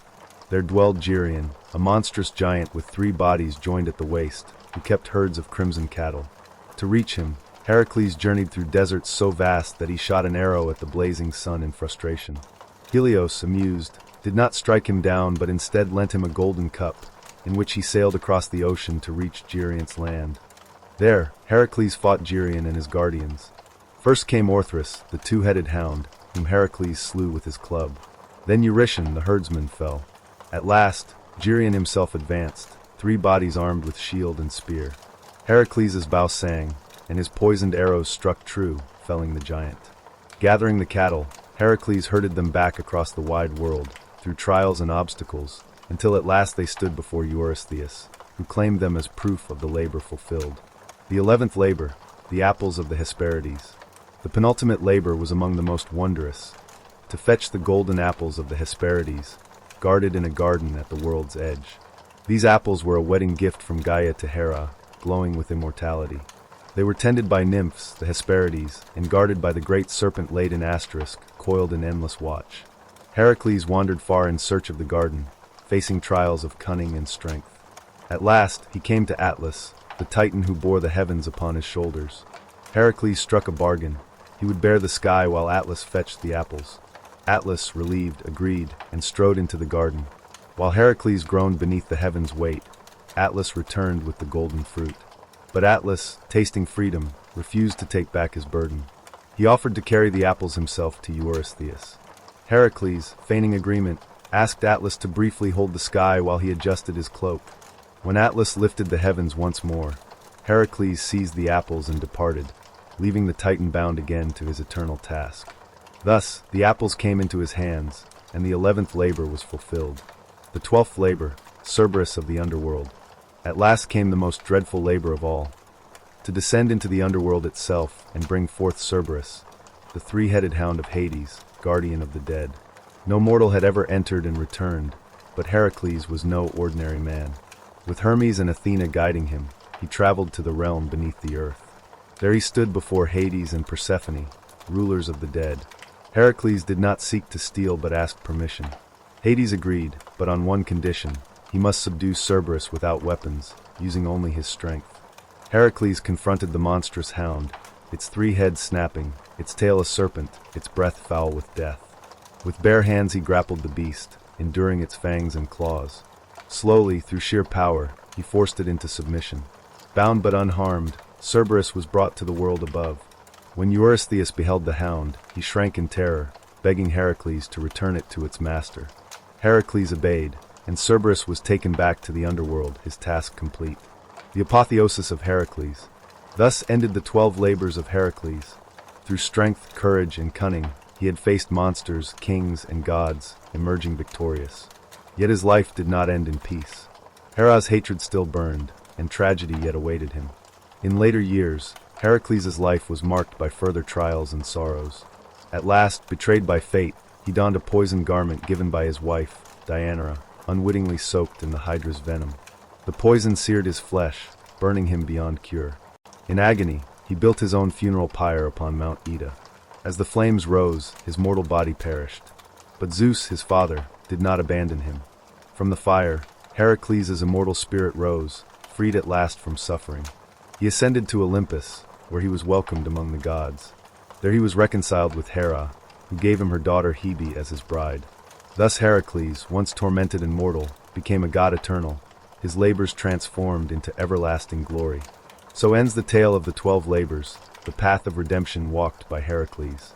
From lion's skin to heavenly throne, his story is one of triumph born from torment, a reminder that even in the deepest suffering, greatness can rise, and from mortality, divinity may be born. After the glory of Heracles, Greece saw another champion rise, one whose story was bound not only to feats of strength, but also to the fate of a city. This was Theseus, remembered as the hero of Athens, whose courage and cunning freed his people from a dreadful burden. The birth of Theseus. Theseus was born of dual parentage, a child touched by both mortal and divine.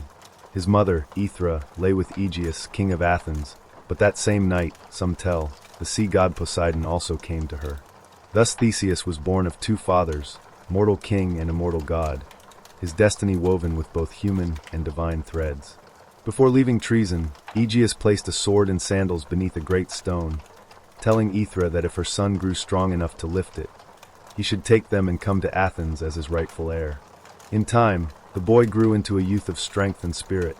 When he reached manhood, he rolled away the stone, claimed the sword and sandals, and set out for Athens.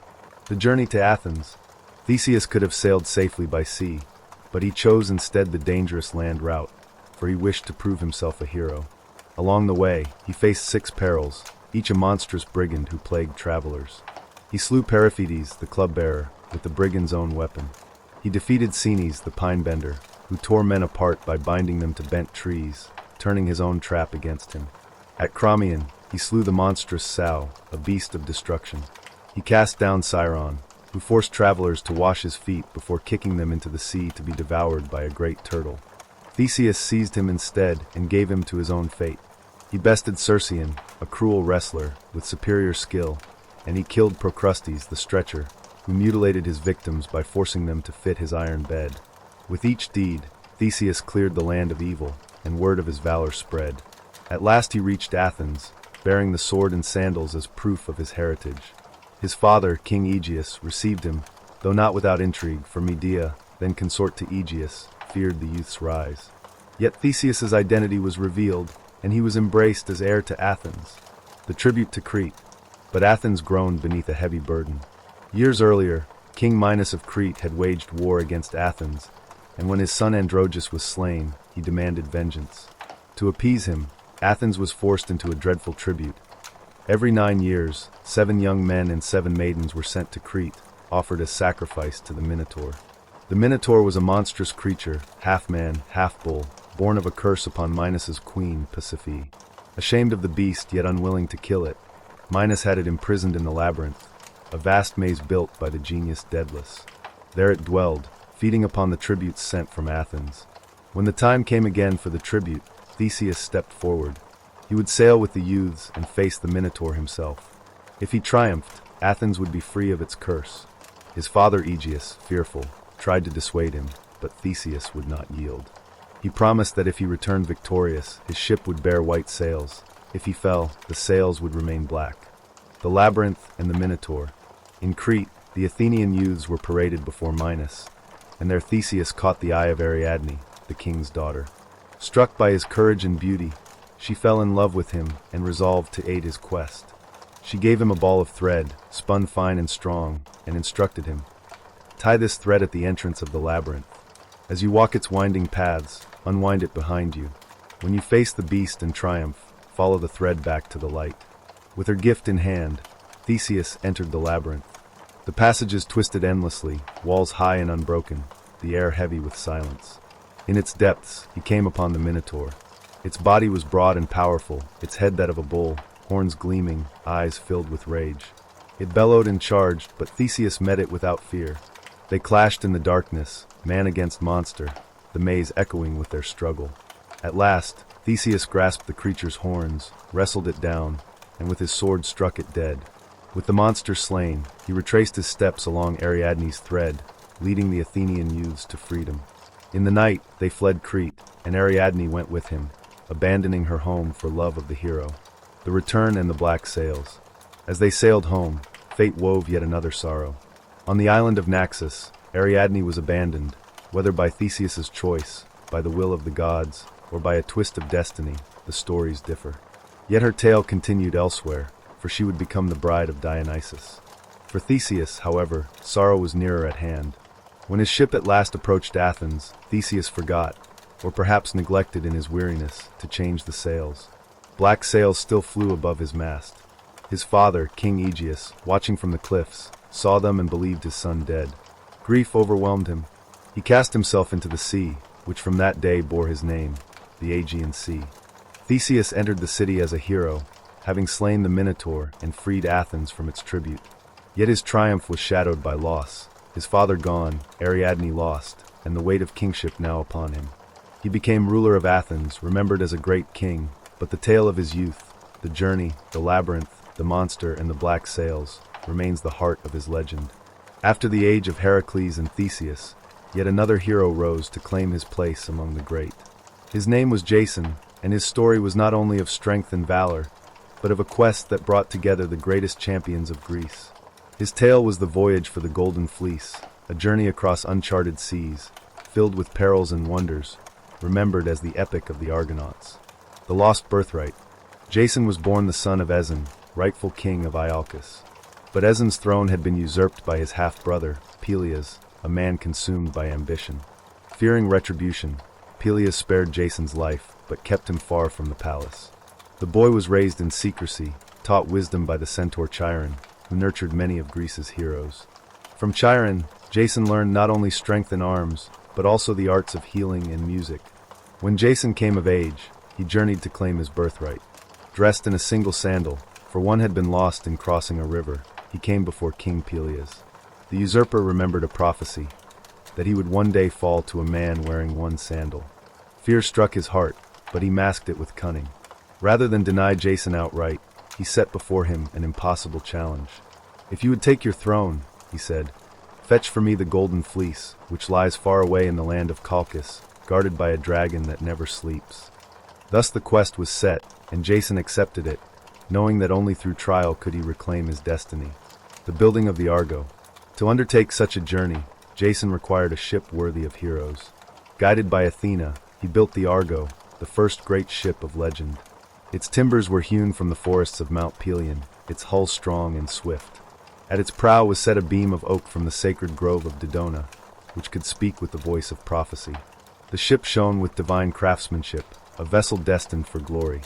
Word spread, and heroes from every corner of Greece gathered to join Jason.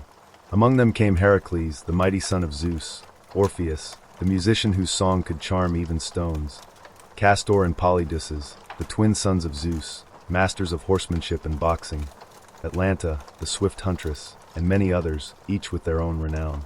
Together, they formed the company of the Argonauts, named for their ship. When all was ready, the Argo slipped into the sea, its oars flashing in rhythm, its sail catching the wind. The heroes set forth, their hearts bound by camaraderie and the call of adventure. The Harpies. Their voyage was long and filled with marvels. One of their first trials came when they reached the land of Phineus, a blind prophet cursed by the gods. Though he had the gift of foresight, he was tormented each day by the Harpies, monstrous bird women with faces twisted in hunger. Whenever he was set a meal, the Harpies swooped down, snatching the food or fouling it so that he could never eat. When Jason and his companions came to him, Phineus pleaded for deliverance. The Argonauts agreed, and when the Harpies next descended in a flurry of wings and shrieks, two of the heroes gave chase, the winged sons of Boreas, god of the north wind. They pursued the Harpies through the sky, driving them far away, until the goddess Iris intervened. She swore the Harpies would torment Phineus no more, and they fled to the ends of the earth. In gratitude, Phineus gave Jason and the Argonauts precious guidance. He told them of the dangers that lay ahead, including the peril of the clashing rocks, and how they might pass safely through. The clashing rocks. The clashing rocks, or Symplegades, were a deadly passage at the mouth of the sea. Two great cliffs faced one another, crashing together with terrible force whenever a ship dared attempt the crossing. Many had perished in the attempt, their vessels shattered between the stones. Forewarned by Phineus, Jason devised a test. He released a dove to fly between the cliffs. The bird darted through, and though its tail feathers were clipped by the rocks, it emerged alive. With this omen, Jason ordered the rowers to pull with all their might. The Argo surged forward, her timbers groaning, her oars cutting the sea. The cliffs closed, but Athena herself lent her hand, pushing the ship through. The stern ornaments of the Argo were shorn, but the vessel passed safely, and from that day forth, the rocks ceased their crashing, fixed forever in place. Thus the Argonauts pressed on, their fellowship tested, their courage proven. Ahead lay more trials and wonders, but already their voyage had become legend. For Jason was no solitary hero. His quest was one of many, a gathering of Greece's greatest, bound together upon the sea. The Argo, guided by stars and prophecy, sailed ever eastward until at last it reached the distant, foreign shores of Colchis, a land of strange customs and deep magic. Here, at the edge of the known world, lay the prize Jason sought, the golden fleece, gleaming upon an oak tree in a sacred grove, guarded by a serpent that never slept. But to claim it was no simple feat, for King Aeetes, ruler of Colchis, would not yield so precious a treasure without a trial. The challenge of Aeetes. Jason stood before Aeetes, who gazed upon him with suspicion and disdain. The king was a man of fierce pride, not easily swayed by foreign adventurers. He declared that Jason could have the golden fleece only if he completed 3 impossible tasks. First, Jason must yoke 2 fire-breathing bulls, creatures of bronze forged by Hephaestus himself, and plow a field with them. Second, he must sow the furrows with dragon's teeth, from which armed warriors would spring. Third, he must overcome and defeat those warriors, the earth-born men, who would rise in numberless ranks. The Argonauts despaired, for these tasks were beyond mortal strength. Yet fate intervened in the form of Medea, daughter of Aeetes, princess of Colchis, and priestess of Hecate. She was a sorceress of great power, skilled in enchantments and potions.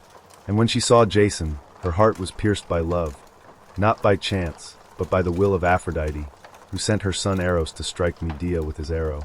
Against her loyalty to her father, against her homeland, she fell helplessly for the foreign hero. Medea's aid. That night, Medea sought Jason in secret. Her voice trembled as she spoke, torn between fear and love. She promised him aid if he would swear to take her as his bride and carry her far from Colchis. Jason, desperate for survival and victory, pledged himself to her, and their fates became entwined.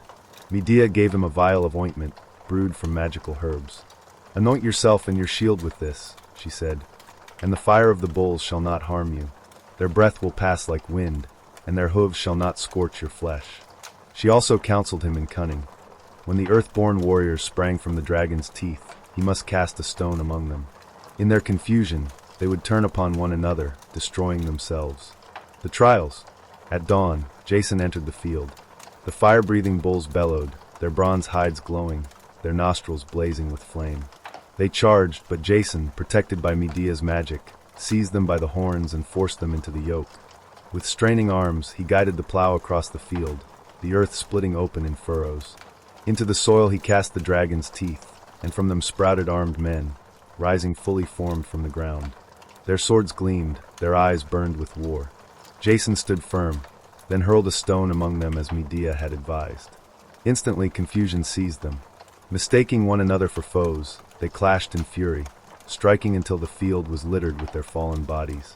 Alone and unhurt, Jason stood victorious. Oedipus, though bound by his word, plotted treachery. He had no intent of yielding the fleece. But Medea, now bound to Jason in love, came to him once more. "My father will not give you the prize," she said. "You must take it by stealth, and I will help you." The theft of the fleece. Together they stole into the sacred grove where the fleece hung upon the oak, glowing with golden light. Around its trunk coiled the dragon, vast and sleepless, its eyes glimmering in the dark. Jason stepped forward, but it was Medea who raised her voice in incantation. She sang spells of sleep, her herbs and charms filling the air with drowsy power. The serpent's coils loosened, its eyes grew heavy, and at last it sank into slumber.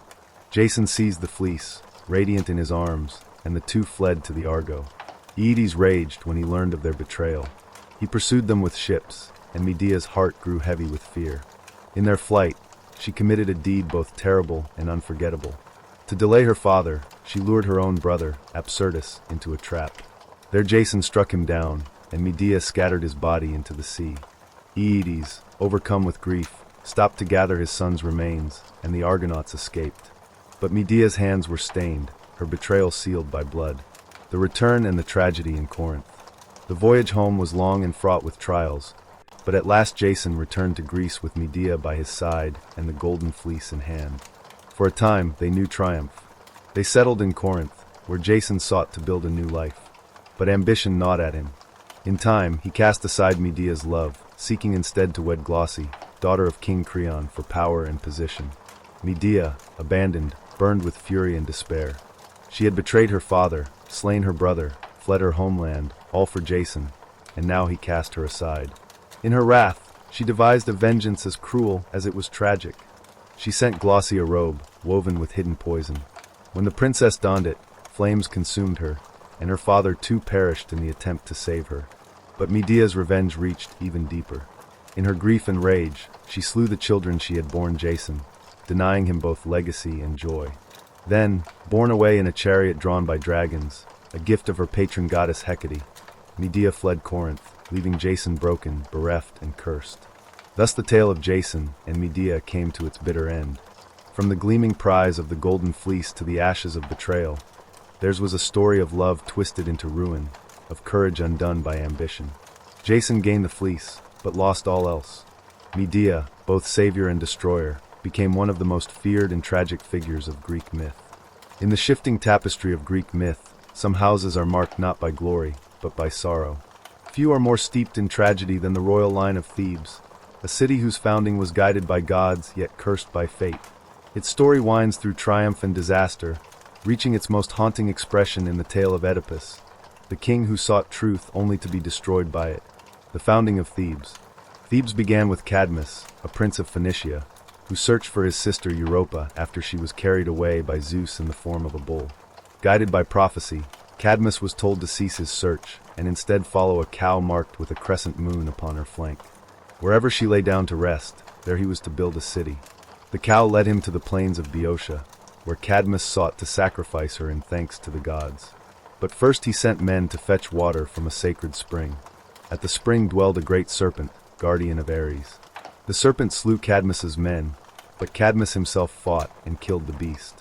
At Athena's command, he sowed its teeth into the earth. From the furrows sprang armed warriors, fierce and terrible, who fell upon one another until only 5 survived. These became the ancestors of Thebes' noble houses. Thus Cadmus founded Thebes, but his act of slaying the serpent of Ares drew divine anger. To atone, he served Ares for 8 years before at last receiving the gods' forgiveness. Yet the shadow of that serpent remained, and from Cadmus's line would come sorrow upon sorrow, for the gods had woven a curse into the city's foundation. The prophecy of Laius. Generations later, Thebes was ruled by King Laius and Queen Jocasta. Yet happiness eluded them, for the oracle of Delphi brought Laius a dire prophecy.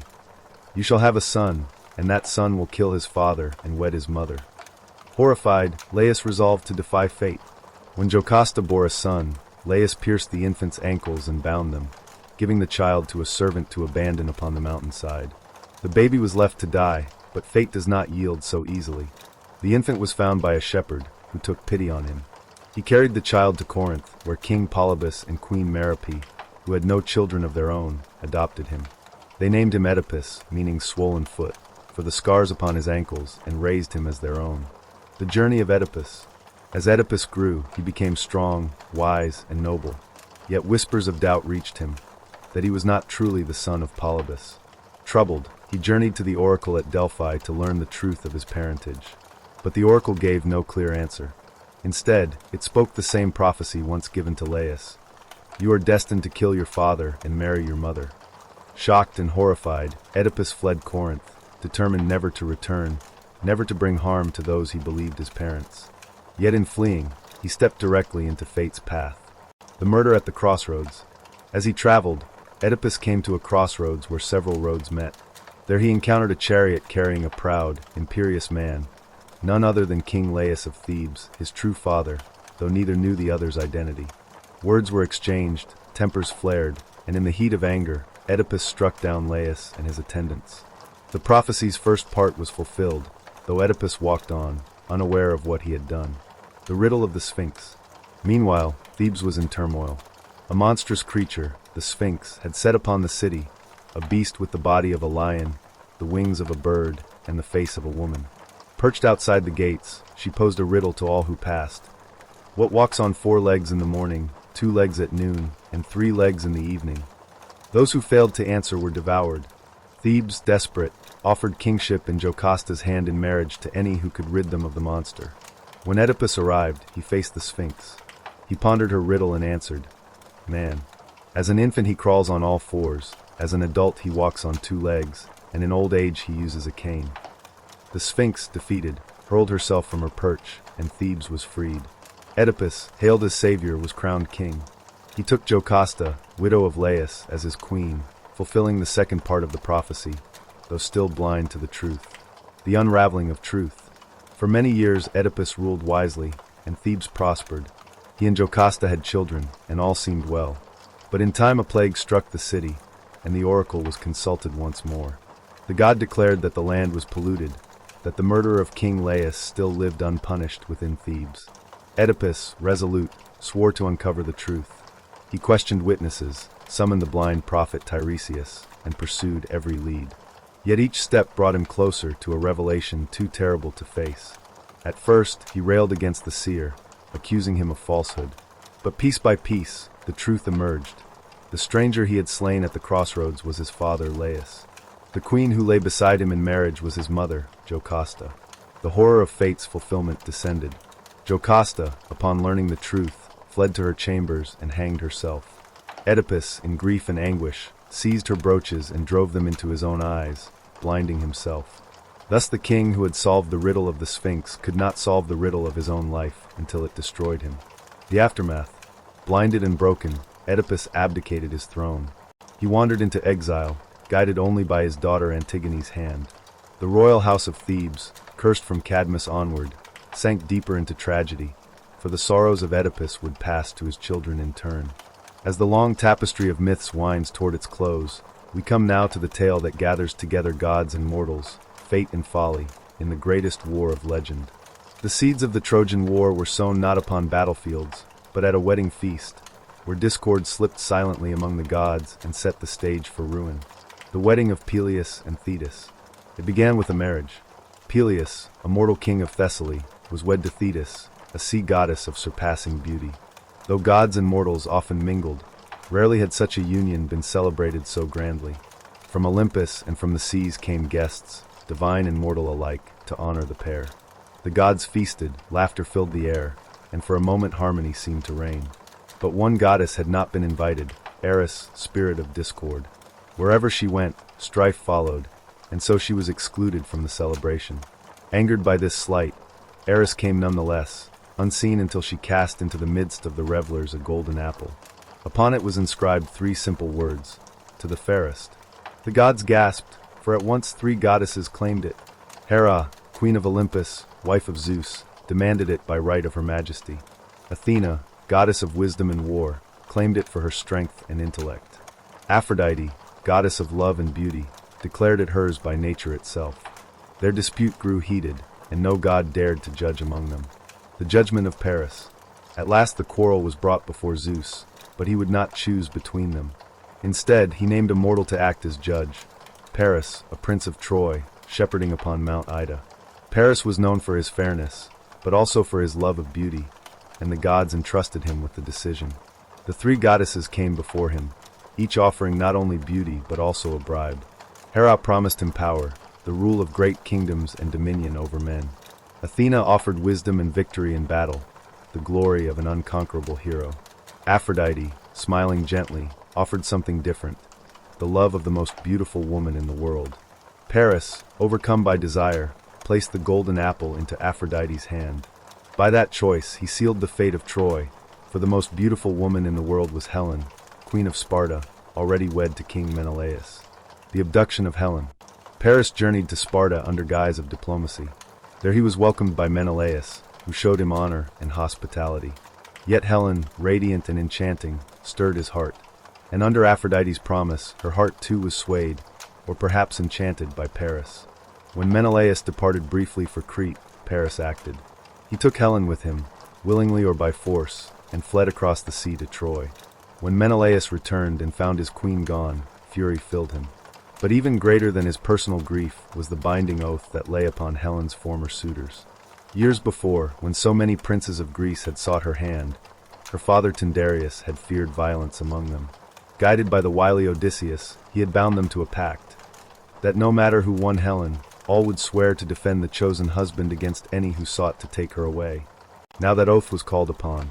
Menelaus demanded their aid, and one by one the lords of Greece answered. Agamemnon, king of Mycenae and brother to Menelaus, took command of the host. Odysseus, though reluctant, joined, as did Achilles, son of Peleus and Thetis, destined to become the greatest warrior of the age. Ajax, mighty in strength, and countless others gathered, until a vast army of Achaeans stood ready to sail against Troy. The fleet at Aulis. The ships assembled at Aulis, their sails white against the sea, their oars ready to churn the waters. Yet when they sought to depart, the winds failed them. Days turned to weeks, the fleet stalled in harbor, as if the gods themselves barred their way. The seer Calchas was consulted, and his words brought dread. The goddess Artemis was angered, and only one act would appease her: the sacrifice of Iphigenia, daughter of Agamemnon. The king, torn between love of his child and duty to his cause, chose war. Iphigenia was brought forth, and though some say she perished upon the altar, others whisper Artemis spared her, carrying her away in secret. Yet for the host, the deed was done. The winds rose, the sails filled, and the fleet at last departed for Troy. The cusp of war. Thus the great war was set in motion, not by armies, but by a golden apple, by a choice made on a lonely mountain, by desire and by oath. The gods had woven strife into mortal lives, and both Olympus and earth would soon tremble with its echoes. So, dear listener, as this tale draws to its close, imagine the fleet at Aulis, 1,000 ships waiting upon the tide. Picture Helen in Troy, her beauty both gift and curse. See Paris, cradling the apple of Aphrodite's promise, and Menelaus burning with fury. And beyond them, the gods themselves, watching, weaving, preparing to take sides. The sails are ready, the drums of war silent but near. The greatest conflict of myth stands just beyond the horizon. And here, we end our journey, upon the threshold of the Trojan War, with the hush before the storm, quiet, waiting, filled with the weight of destiny.